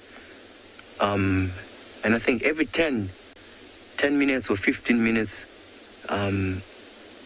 that's when they would mate. But obviously that will differ from, you know, lion to lion. But from this particular sighting here, it's been like around 10 to 15 minutes.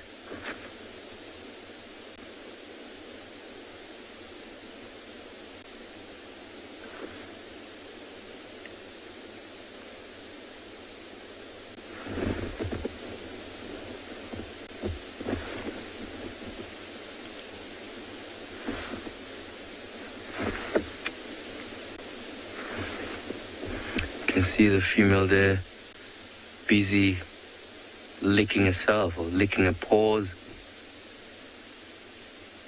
grooming herself there.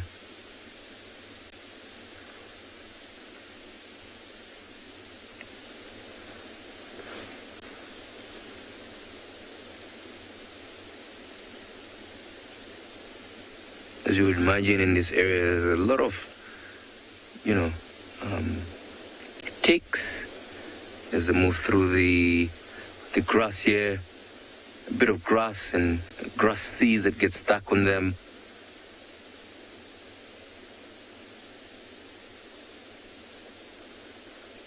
And some pepper ticks. So yeah, doing that, making sure that she's getting rid of them, making herself nice and clean.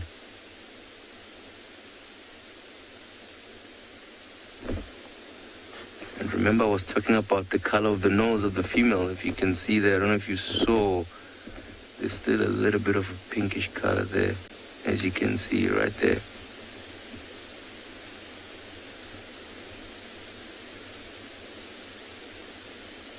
Such a beautiful female, and looking like she's also in a very good shape.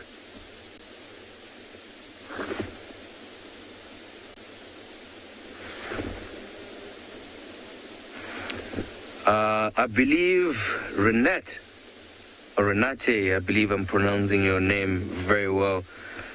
I believe your question is, you're asking, do they hunt during their mating period? A very good question there, Renate. So, you know, usually when the female, as you can see, the female is in heat, mating is not a priority at this, hunting is not a priority at this moment. The priority is mating, okay? But if a prey animal comes past here and they can see that if they do give it a try, they might stand a chance of catching it, they will hunt. So it's not like because they're mating they're gonna completely, you know, like ignore the animals that comes past here. They'll still do hunt. But a very good question.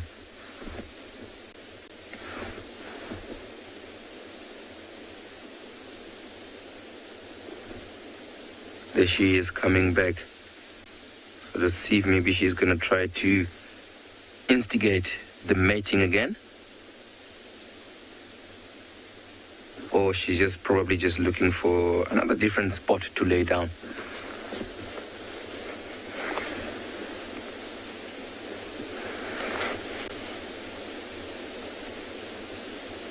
I think she's gonna instigate it again.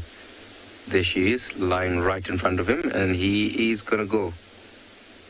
Let's watch this.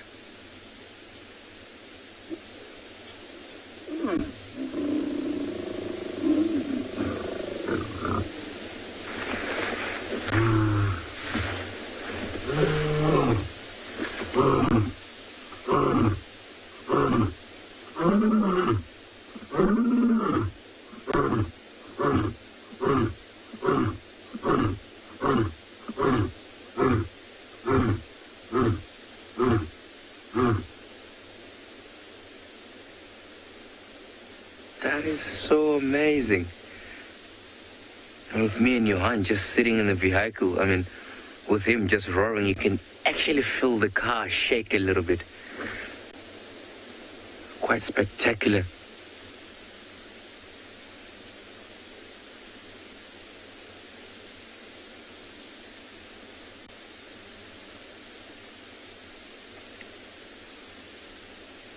So it pretty much tells you how strong that roar is.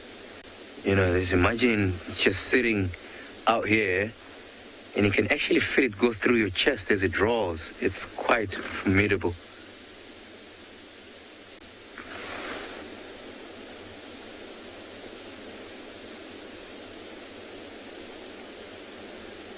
But yeah, still very interesting, hey, how each and every time after mating, it will just go and roar. It's a very interesting behavior there.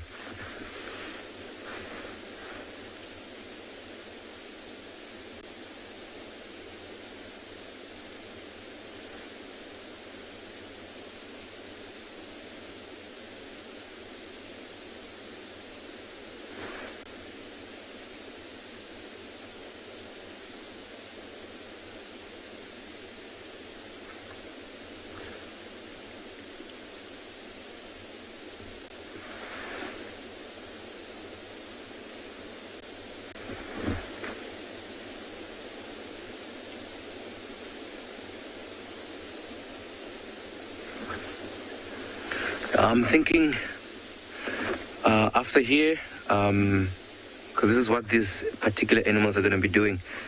I think after here, let's try to head slightly south and see if maybe we can find any interesting animals down there.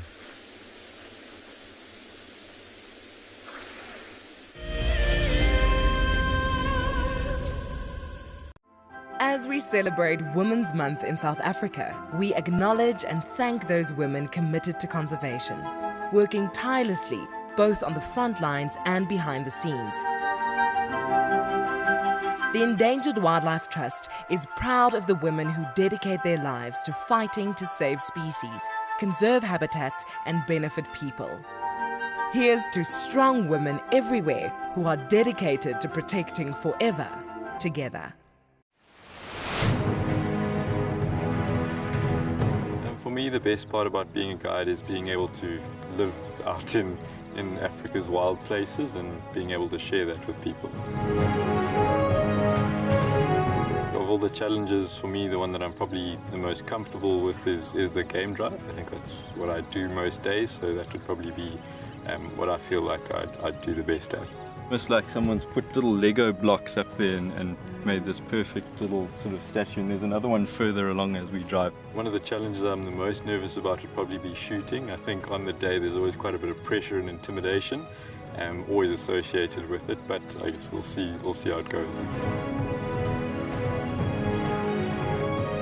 I hope I'll win this competition, but if I don't, it's still been an experience of a lifetime, and I've learned a lot and met a lot of really, really cool people.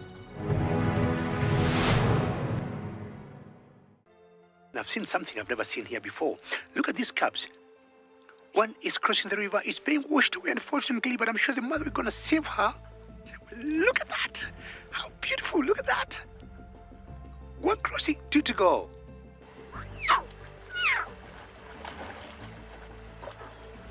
How cool is this? Expect the unexpected here on WildEarth daily. I love being a cam-up for WildEarth. The animals coming right up close to you, especially like lions. Sometimes you get nervous, but you have to go with the flow. My favorite animal to film is the elephant because of how big it is. But when it's really up close to you, it's one animal that you would say, I really respect you.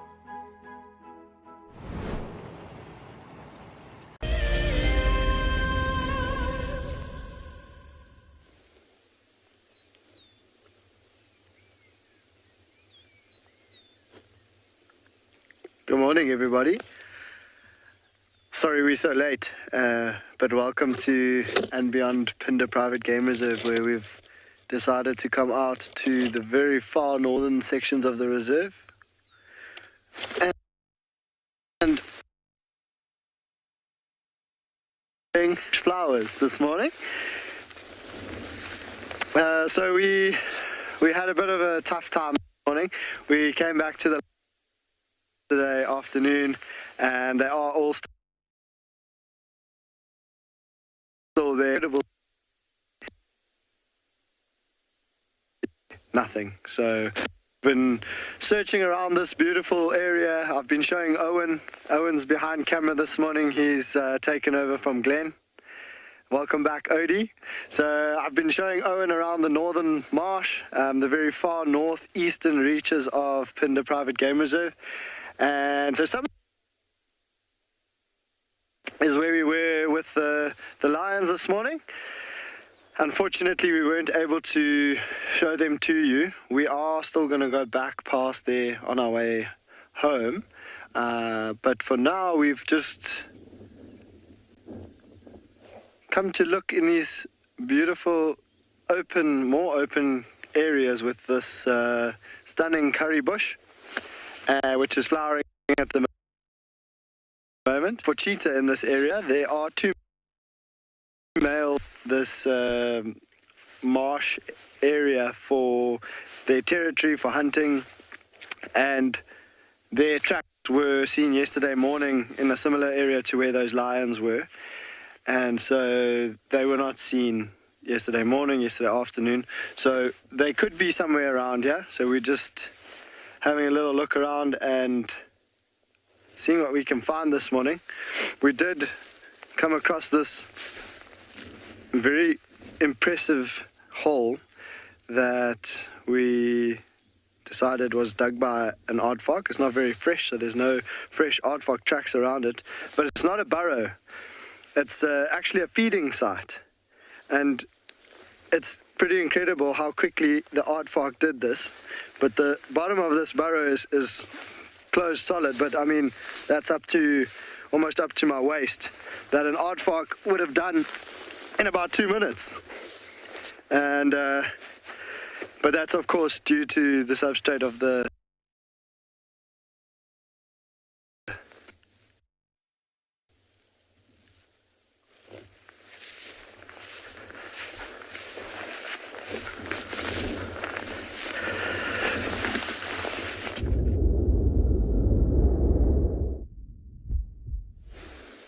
Welcome back, everybody. So we decided to maybe take a little bit of time and still stay with these particular animals, because I was thinking from here we might head south and have a look at some couple of waterholes, and also just to see what we'll find in that area. But we're going to spend a little bit of time with these animals before we head into that area. But one thing that I was thinking about is it'll be quite interesting to see what will happen if the brother of this male here does come into this area, because his brother is much more stronger, a little bit more dominant than him. So it'll be quite interesting if he does show up, because I think if he does come here, I think there's going to be a little bit of a fight for that female who is in estrus, because they will both want to mate with her. I think because his brother is much more dominant, so I think he will get the upper hand. He will be the one who is gonna probably just come in and just take over and mate with that female. But also with him, I mean, he's also, quite tired.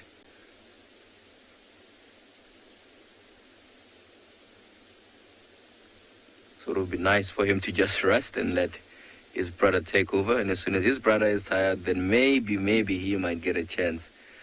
But I believe that if his brother comes through, they will fight for this female.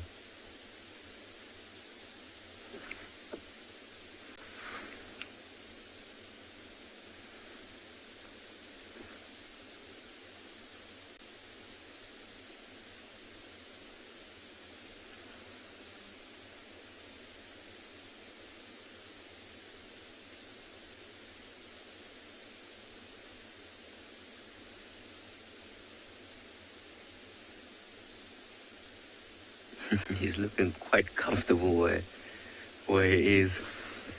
And even though it looks like he's just like fast asleep, but he's actually not. I mean, they're not like us, you know, where when we sleep, we shut down our brains or eyes and everything. But with them, you know, or with that particular male, to be specific, he is basically still alert. If something moves through the grass and a little bit of a rustle, he'll be up in a snap of a finger.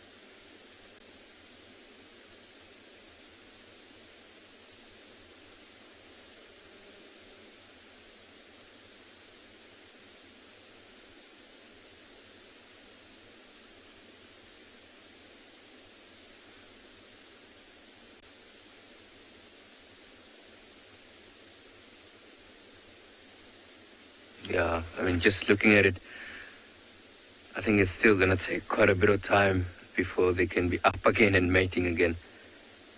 I mean, look at how he's sleeping. You know, he looks absolutely exhausted. Also the female as well, right behind this male.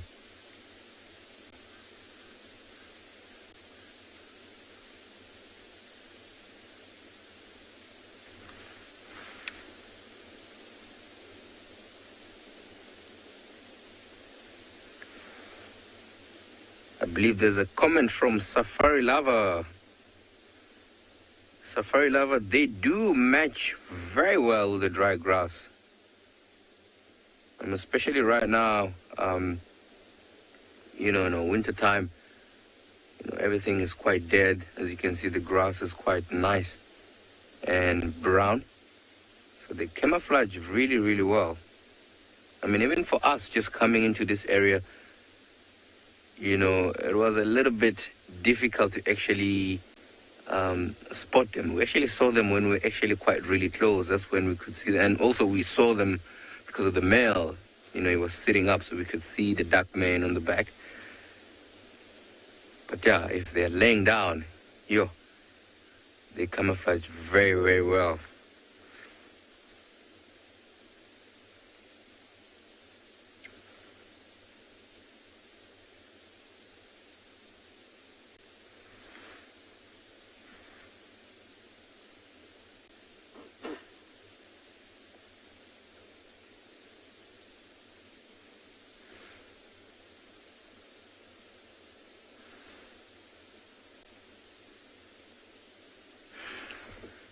Yeah, I'm thinking from here, I think let's try to basically head into that area that I was talking about, which is in the south, and see what we can find there. I mean, we've had such a spectacular, sight of these animals. Maybe later on this afternoon we might come back here and come have a look again and see what they're doing. Sorry, there's a flight or an aeroplane just flying above us.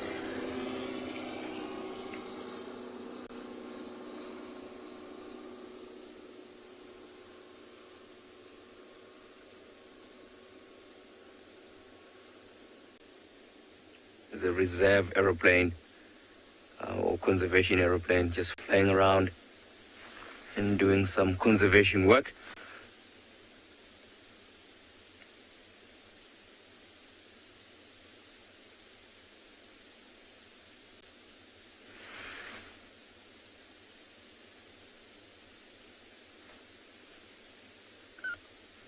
So yeah, I think if everybody is happy, I think let's move on and see what we find in the south.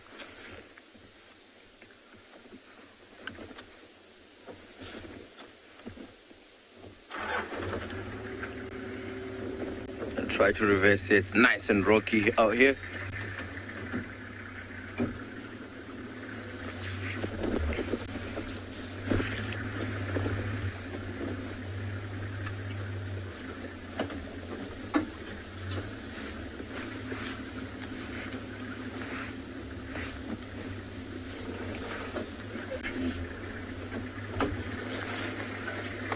So there are some nice water holes in the south to go have a look at. Maybe we might find some water birds, maybe even some general animals in that area. It'll be quite nice.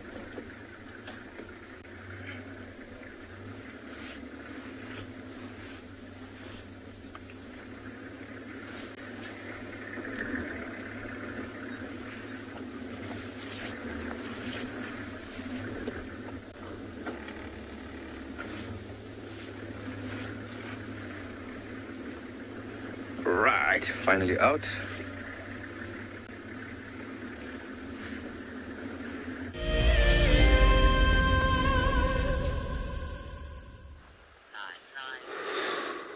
So we have make our way out of that. And leopard sighting there, just open space for the other vehicle as well. Since there's not much of a gap to see for a lot of cars in the same time. But we got a tawny eagle here. So this tawny eagle is not actually far from that leopard's kill there. So also there, one of the scavengers. So wherever you see tawny eagles and these butterfly eagles, then you know something may be happening around.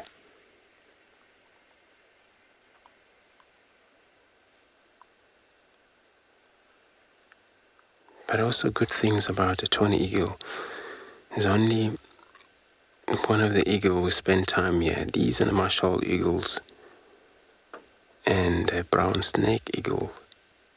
They tend to stick around winter, summer, and many of our vultures that don't actually migrate. So it's sort of a bird of prey that you would spend time. Whenever you see a bird of prey during this colder season, then you know it's a tawny eagle either, or a butterfly eagles, or also brown snake eagles.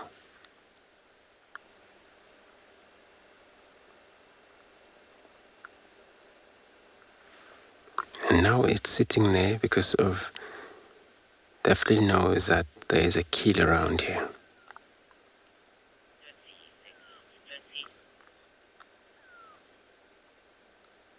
And it's going to wait as long as that kill is still around. But it won't have access to that kill because leopard, she's still there. Only gonna wait until it's possible for that leopard to abandon that kill or somehow.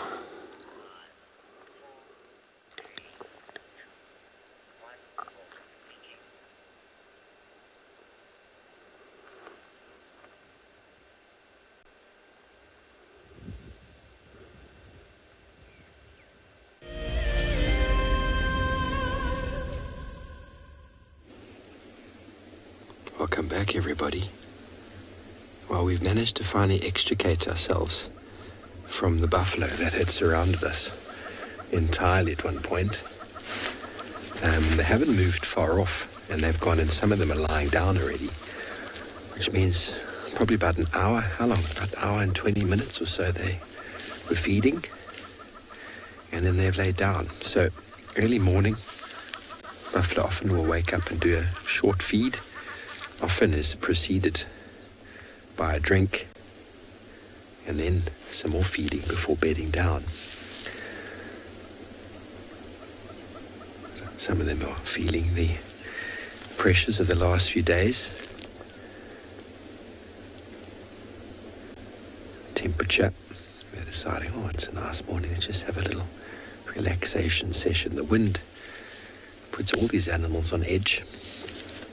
They don't like the wind. The wind makes it very difficult to hear. It swirls the smells around, makes life very difficult for all animals. Lions are very good at hunting in the wind. So that has got to be, without doubt, one of the coolest sightings I've had with buffalo.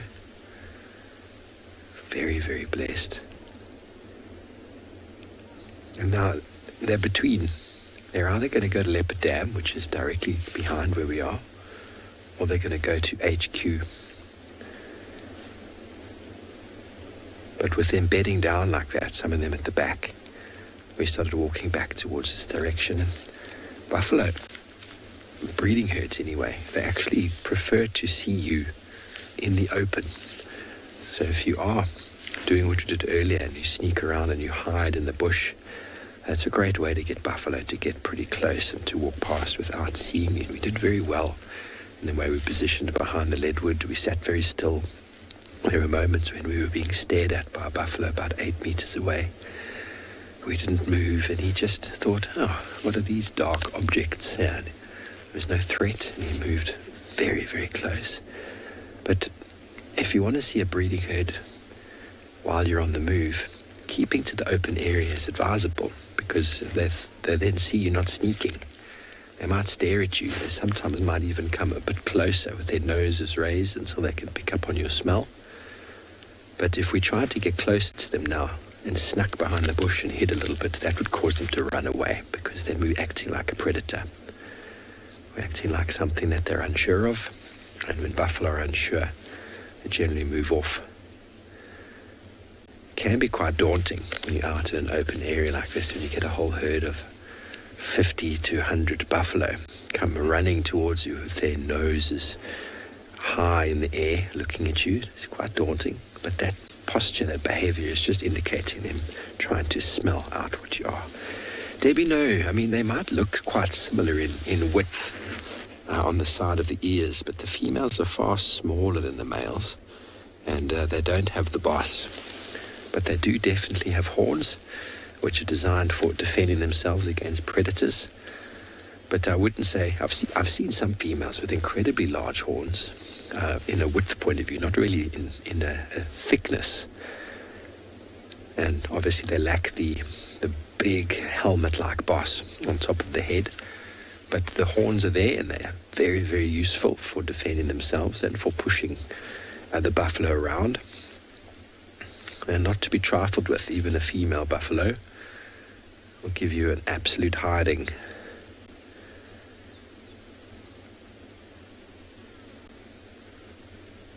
But so lovely to be able to find them on foot. We had an entire compost track machine crossing the road earlier. We saw these tracks and dung all over the place. Got an idea of the direction. The tracks. Drove towards Leopard Dam. Cut through the block.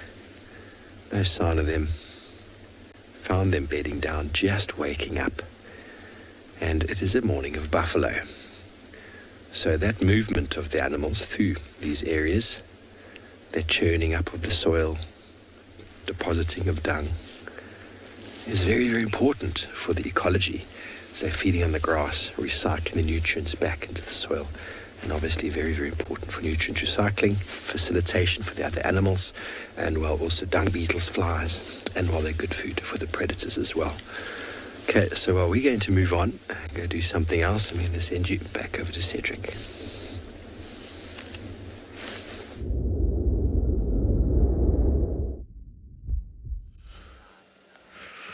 Welcome back with us. Been driving around, didn't see much, and now we back with some elephants. Quite interesting actually. Dark mane, where we saw him this morning, it's about 150 meters in front of us, but I'm not sure if he's still there. So we just stopped with these elephants to look at them. And this young one is playing with this bush. It is quite cute actually. At one point I think he was sleeping. He was standing on top of the bush with the eyes closed, and now he seems to be very angry at that bush.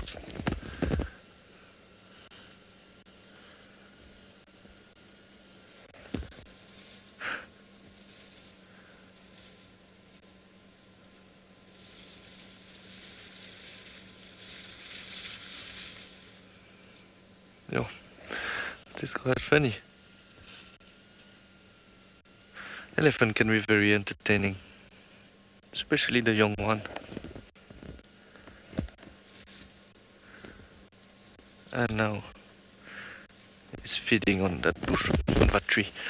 Yeah, so as we did drive a bit around on the western section, didn't find much on that side. We went to check Gari Dam as well. It was quite quiet. And so now we were making our way to see if Darkman is in the same position. But we didn't manage to get there yet. But we will check that after.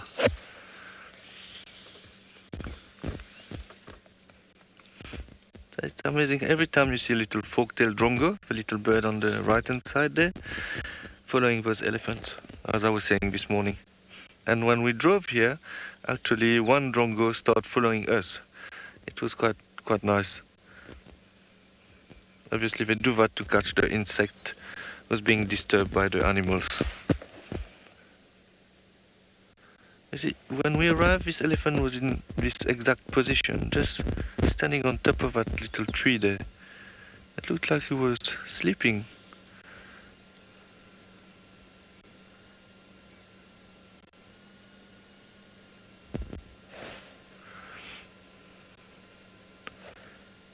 There's obviously more elephants around, and it's quite nice where we are now. It's not far from quarantine, and it's a nice and open plain, which is very, very nice.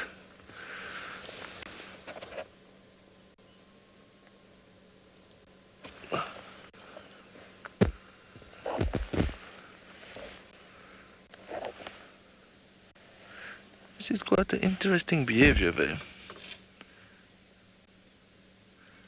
Because when we got there, his eyes was closed. So I don't know if he was sleeping and woke up in a bad mood and take his anger on the tree.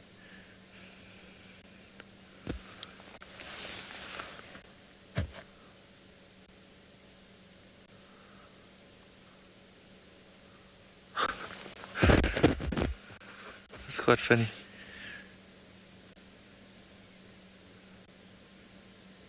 Yeah, so there is quite a lot of elephants on the property today. We saw another big herd not far from Philemon Cutline, actually on Philemon Cutline. And this I think it's the same herd we saw this morning, just after spending some time with Darkman. It just came in the open here.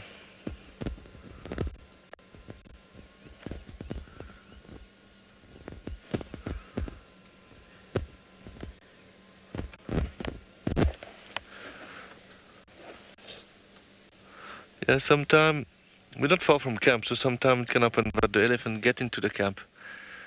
So maybe they will head there.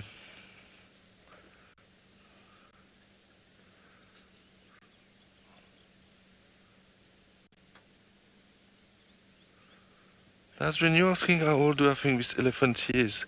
I'm not sure, but you can see the tusks are out already. Definitely a few years old already.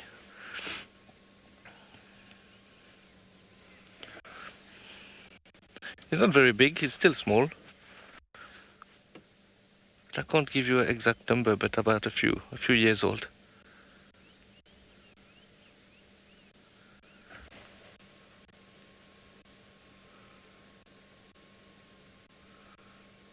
Oh, there's one circling there. Sorry, we're just going to turn quickly. There's a youngster which is circling on that side. I was trying to. So obviously this one will be younger. You can see there's no tusk yet.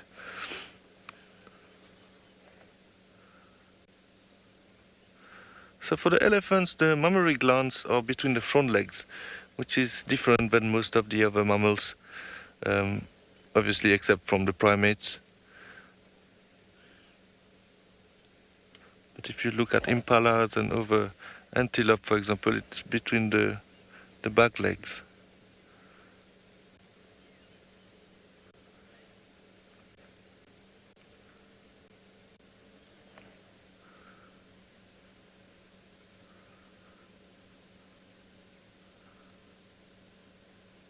They bring wives to shooting with the drum goddess.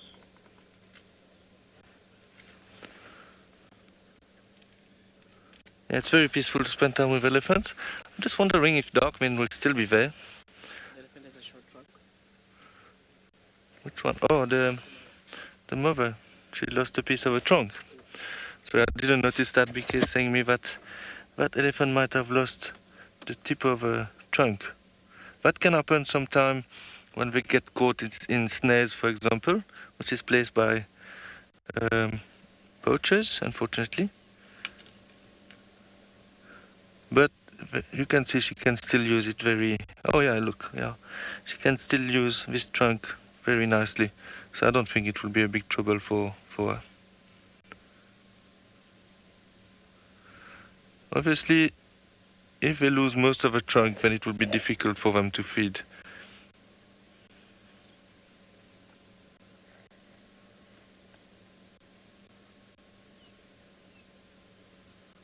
It is very sad sometimes to see elephant that lost pieces of their trunk. Okay, so I think what we will do is now we'll drive a little bit forward and see if Darkman is still there. Otherwise, we will come back to these elephants.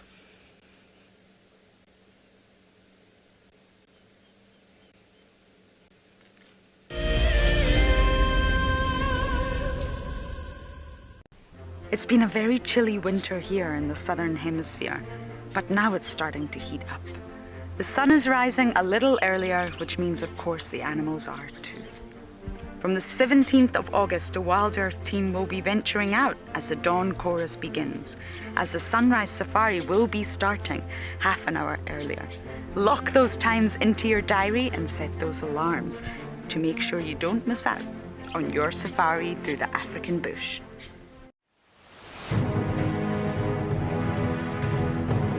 Guiding as an industry has become, over time, more and more professional and more recognized as a profession rather than just a hobby. And so to be recognized for that professionality is really kind of it's humbling, really, to be able to say that. It's definitely birding is the thing that I feel most comfortable with in terms of categories that we have here. At least comfortable, I mean, you never know how you're going to shoot on a particular day. You can have a good day where you blast everything as you need to, in terms of the targets, and then you can have a shocker where you just, miss a single shot here or there, and that's basically the end of your day. To be considered for such an experience is really a powerful thing, and so I'm here just to have a lot of fun and experience what the competition's all about.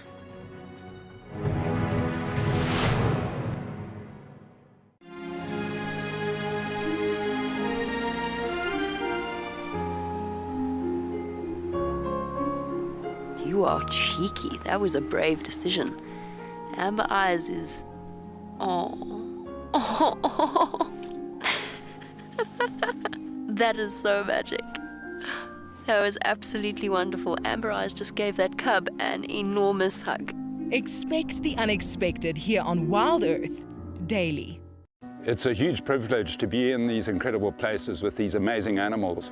I love filming lions. When they do get up and do something, it's always spectacular. When they are playing, are incredibly fun to watch, especially subalterns and cubs.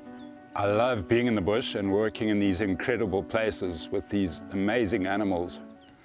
We want to bring it to you so that you can almost feel like you're right there and be able to experience it and enjoy it the way we are.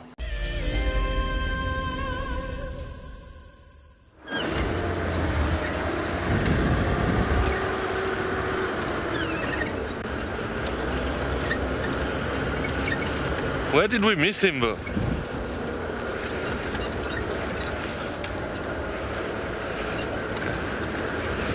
So sorry about that little technical issue there. I apologize. So we heard now that we checked where Darkman was. He was not there anymore, and then we got a message that he's actually next to Gary Dam. But I was thinking now we just drove from that side earlier, and we didn't see him, so we probably took a different road. But we're making our way now, and hopefully maybe he's going to drink.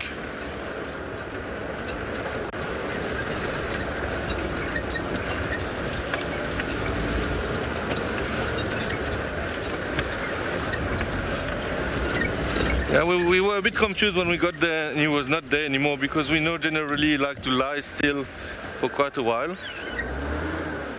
And maybe he's a bit thirsty and he's decided to go to the dam.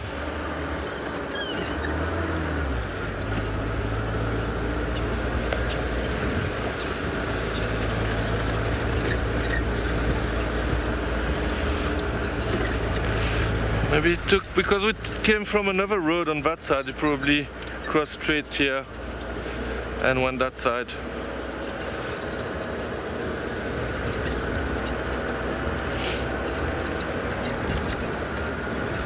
I was saying this morning that the weather was beautiful, but now it's quite cloudy. It's amazing how quickly everything can change.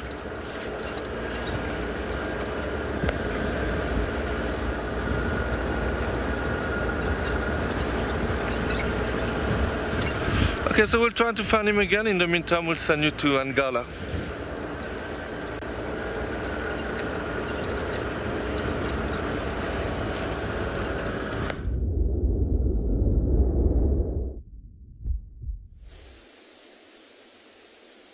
Welcome back, everybody. So as you remember earlier on, I was mentioning that we're gonna head to some few waterholes, so head in the south and look for anything interesting in that direction. And we have actually found something interesting and fantastic in the form of an African elephant.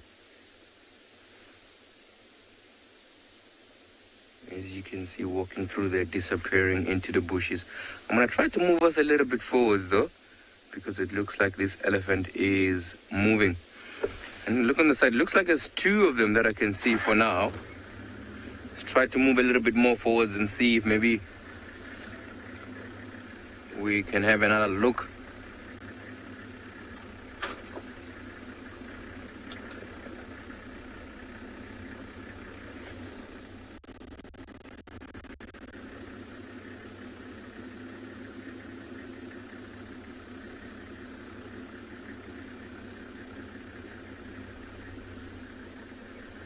So these elephants are moving around while looking for food.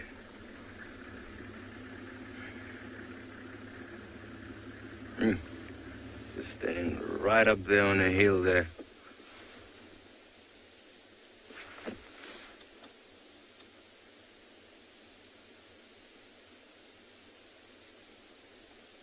There we have his back here. There he is, breaking onto some branches there.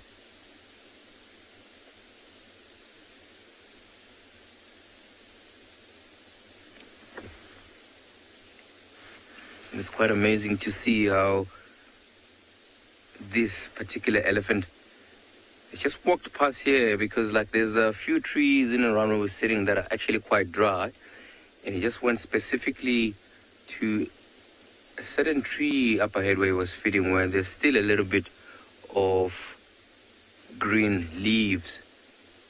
So remember, there are some other trees here that are all year round green. Looks like he has disappeared here. Actually, I was thinking there's only two. There's more. I can hear some branches breaking on our left-hand side where I'm sitting.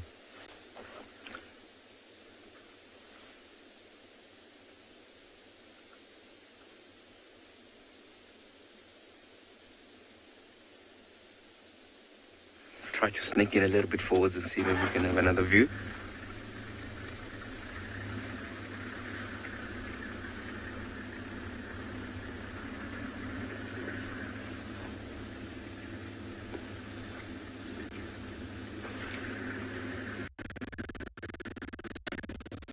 While we're still heading down to the waterhole, because I think these elephants are slowly disappearing into some thickets, I'm going to send you over to Djuma.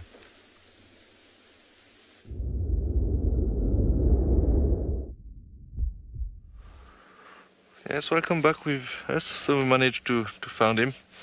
He's currently walking, so I don't know if he drank, but when we arrived he was walking away from the dam. Looked like he was marking as well. So it's not the best angle. I just want to see if he's going to live, and I will reposition. Yeah, I think it's better if I just move around and get him from the front.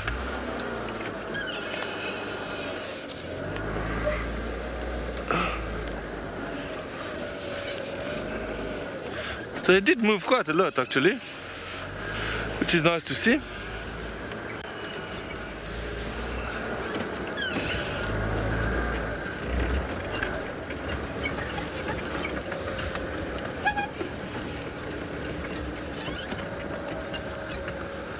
Just going to go back next to the road, just in case he moves, then it will be easier for us.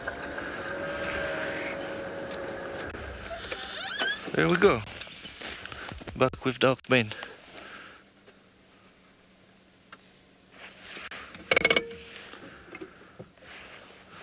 Yeah, still beautiful. He's looking in that direction. I'm not sure what is he seeing. There's a little steenbok there, but it's quite far.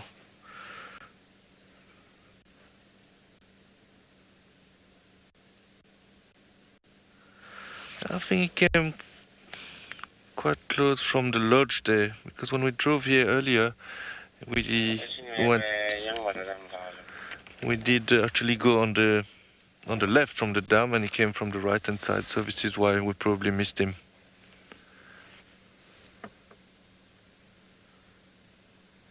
Oh, look at that look. So you can see sometimes they look in the air. I saw now there was some eagle or vultures flying. So obviously they do that to check if there's no birds landing in one area. That will help them find a carcass, for example.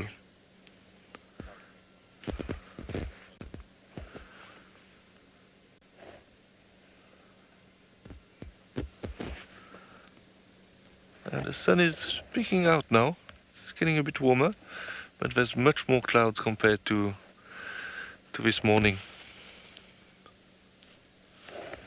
Maybe this is why he moved so much from his previous location there.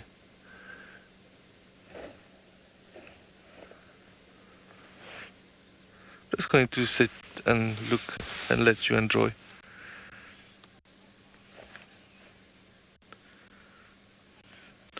Colin, you would like to know from how far can a lion roar can be heard from how far?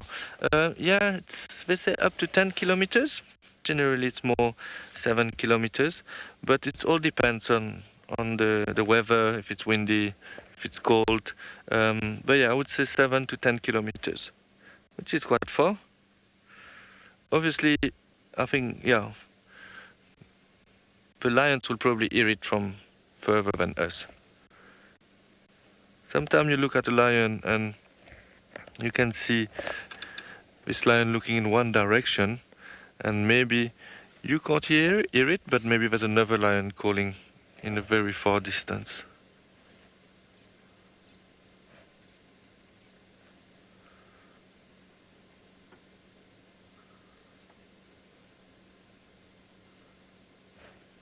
So now I'm not going to say that it's going to lie there for the rest of the day, because we never know. It looks like he's quite comfortable here. You know, maybe also he moved because of the elephants. When we were watching at the elephant earlier, it was like, yeah, about 150 meters from where he was. Maybe he didn't feel comfortable there and just decided to move.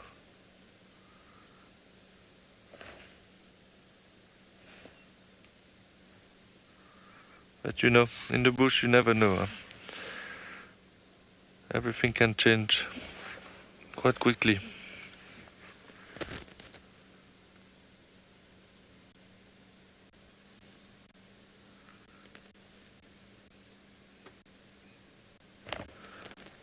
Looks like he's quite sleepy now.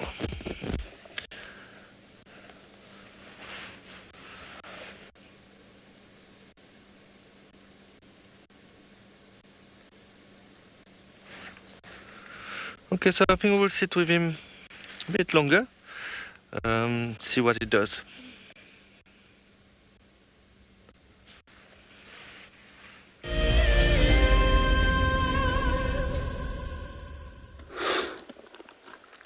So we got it just looks like a part of a Talamati pride. But this is the female and the young male that were always separated from Talamati. And then we just bump on them and they're just moving along the road. One of them still sitting on that mound. And the young male is actually vanished into the bush. Station, here. Dogman is now at Gary Dam. And I know yesterday we were looking for their tracks around here and then we couldn't find them because maybe they were moving around too much.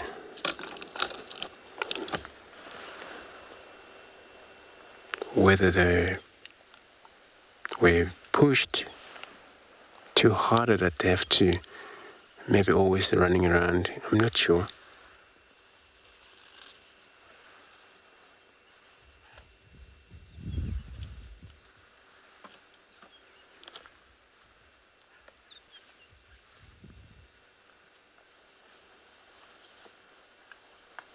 So it's always great to have lions in the area. I was not too sure. I was not actually looking forward to come across the lions, since I know that Dagman is somewhere around the Gary Dam with Cedric. So, but for a change, it's always very nice to see the female.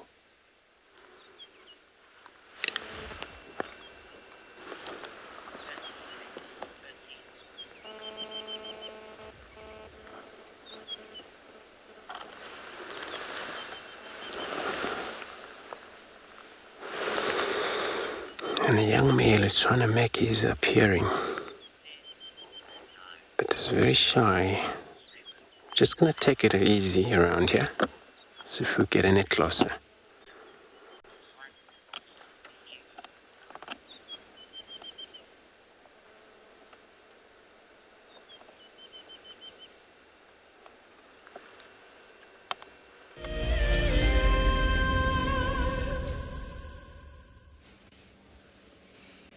Yes, welcome back with us and Dogman, who's decided now he might sleep.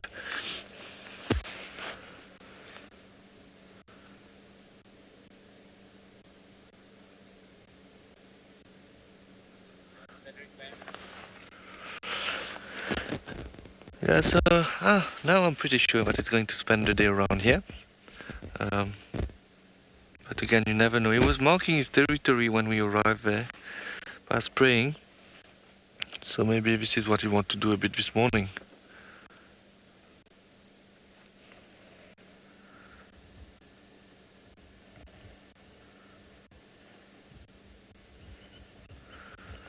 Yeah, so this morning us got quite lucky with Dogmen, some elephants. But apart from that, we looked around and there was not much. We saw actually a few tawny eagles, which was quite nice. I know there was one around here earlier, so I'm just checking to see if I can't find it again.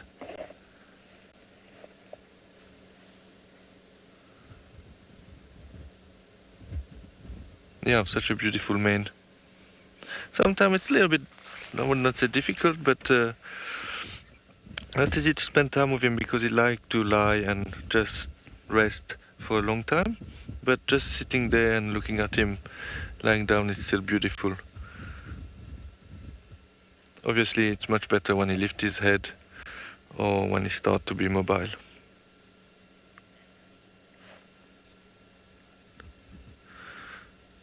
Nazrin, you're asking how much can a male lion weigh up to?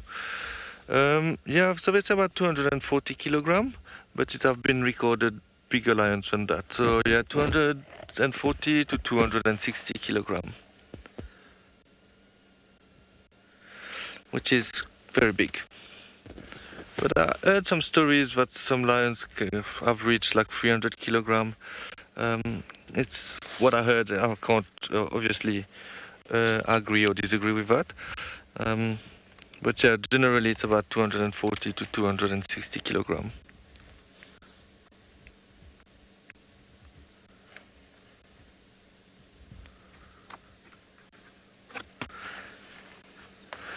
And you can imagine it's a big animal, and very, very powerful, obviously.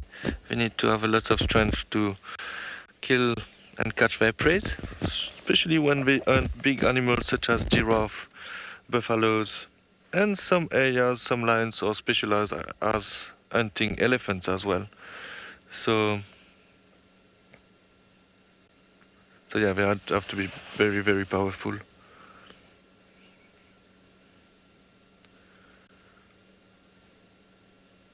So I saw before, I didn't see the kill, but I saw on a fresh kill 3 big male lions, like dog men, I would say, on a big giraffe kill, a big adult. And a giraffe can weigh up to 1,400 kilograms. So you can imagine it is quite a mission to take them down.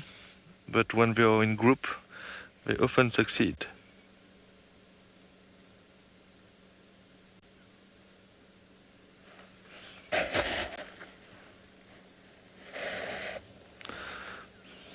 I'm assuming that maybe a bit later he will go lie probably in the shade, because it's very exposed to the sun where he is now.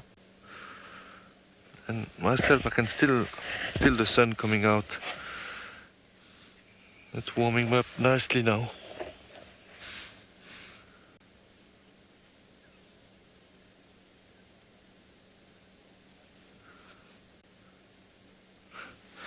Looks like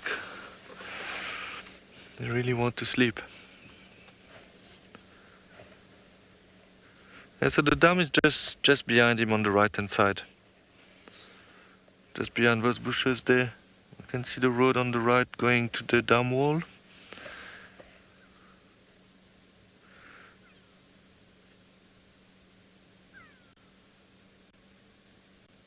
Yeah, I think the only time on my side when I saw lions around here, it was the Talamatis actually. Nazrin, you're saying you have an impressive mane. Yes, very impressive. Very, very nice. And I really like the dark color at the, I would say, the bottom of the mane, and it's a bit more blonde around the head. So it's a very nice contrast. Yeah, so I saw, first time I saw dog mane next to the dam, and before that, I think it was on my first trip to Djuma, I saw the Talamatis quite close to the dam as well. Apart from that, I didn't see more lions close to the dam.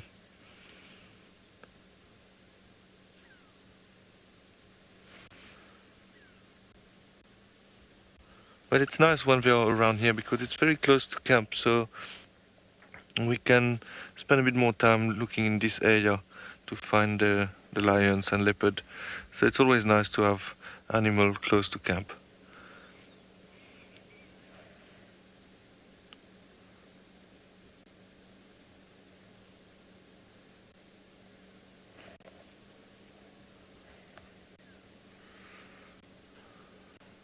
Okay, so we'll sit here. Good to see that he's lifting his head, and let's see what he's going to do next.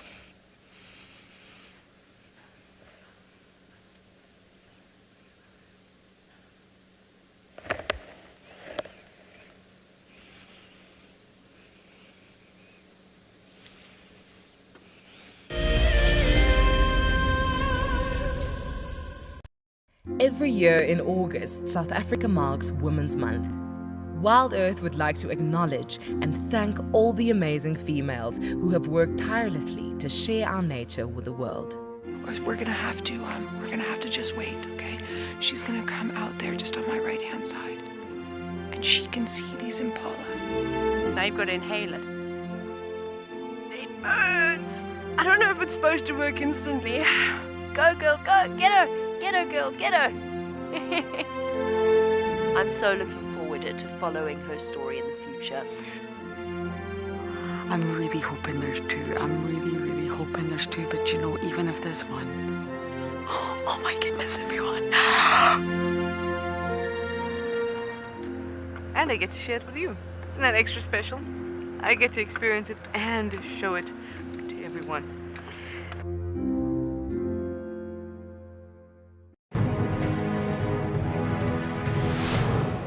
Birding has just been a passion of my life since I was knee-high to a grasshopper. it was quite a big challenge. So it didn't go as well as planned. We've got lots of birds, especially the small ones, larks and firefinch. Because you can get a series of calls that you don't quite get. Today has all been about the birds from start to finish, and we're now on a barge, a little river cruise in the most beautiful setting, still looking out for birds. There's really been an amazing vibe amongst the five of us, you know, helping each other out where we can, going through our bird calls when we can. Being in the bush, sounds of the birds, cool. Sunset, you can see the background. So, yeah, it's another world.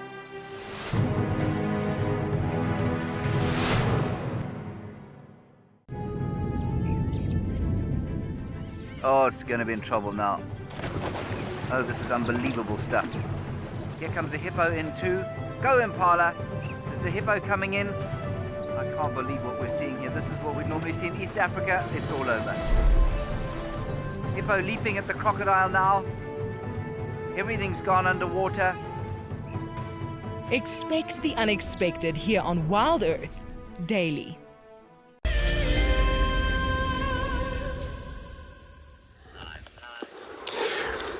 So we got a closer look at the female lion here. She's just right on top of the mound at the moment. And what we actually see, what she just turned around now looking at the far west. And this is actually a very straight road where we are. Philemon's cut line. It was a visual of a long distance, a wildebeest that she was actually looking at all the time.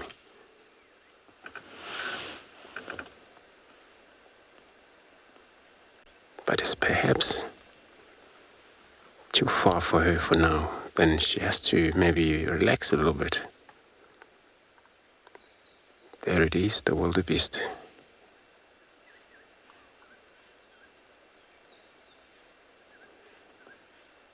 I'm just not too sure how long they've been in the area. Maybe that wildebeest maybe experienced such a situation like this.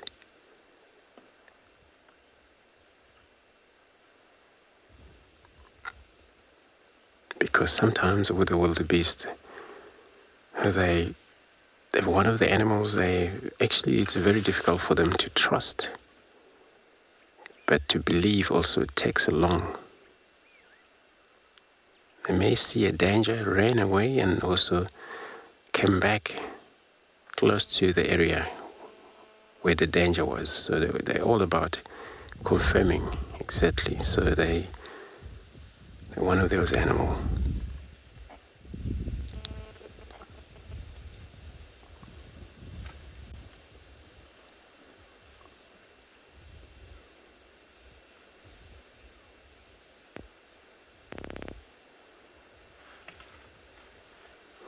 We didn't actually have a good look at the young male that is always keeping distance away from us. Not very relaxed.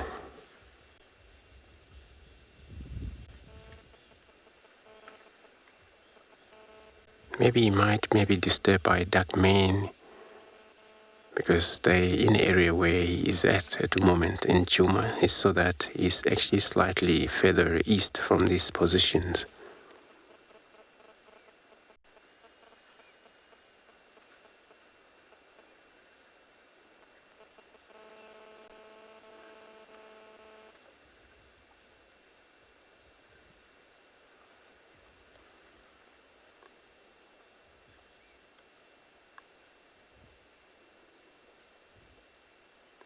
She actually chosen a great spot right on top of these mounds. I was trying to explain yesterday how the animal use them very much to get a better view, which not only the cats but also some antelope, they may climb the mound for looking around, while the other group members, sound like we had elephants in the bush just behind us. You can hear.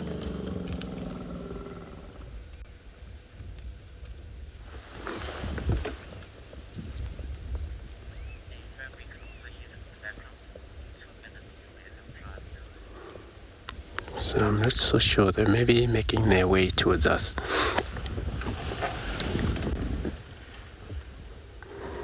If it's that case, then the line has to be maybe open net space for them.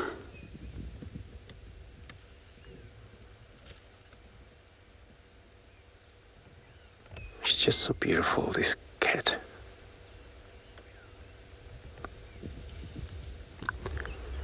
So it's coming slightly late for them to be able to move about, but with this kind of weather, it's not bad. They can still move about.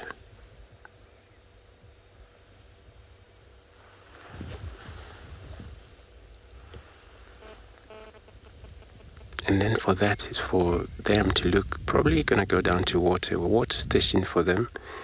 It would be a treehouse dam. That's where they're gonna drink if they ever feel thirsty. And that leopard is far in the east, where I believe they haven't heard of probably any of smell of that carcass. It's quite far away.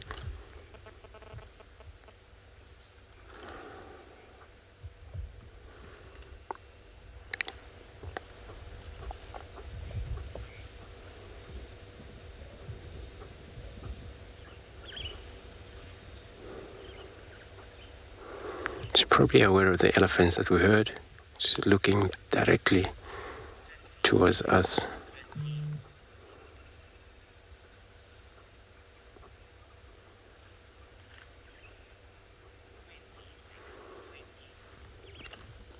So everybody, we are almost coming in the end of the show of the morning today. So all I want to thank you so much for being a part of the show for this morning. But we'll see you again this afternoon, same time. Goodbye.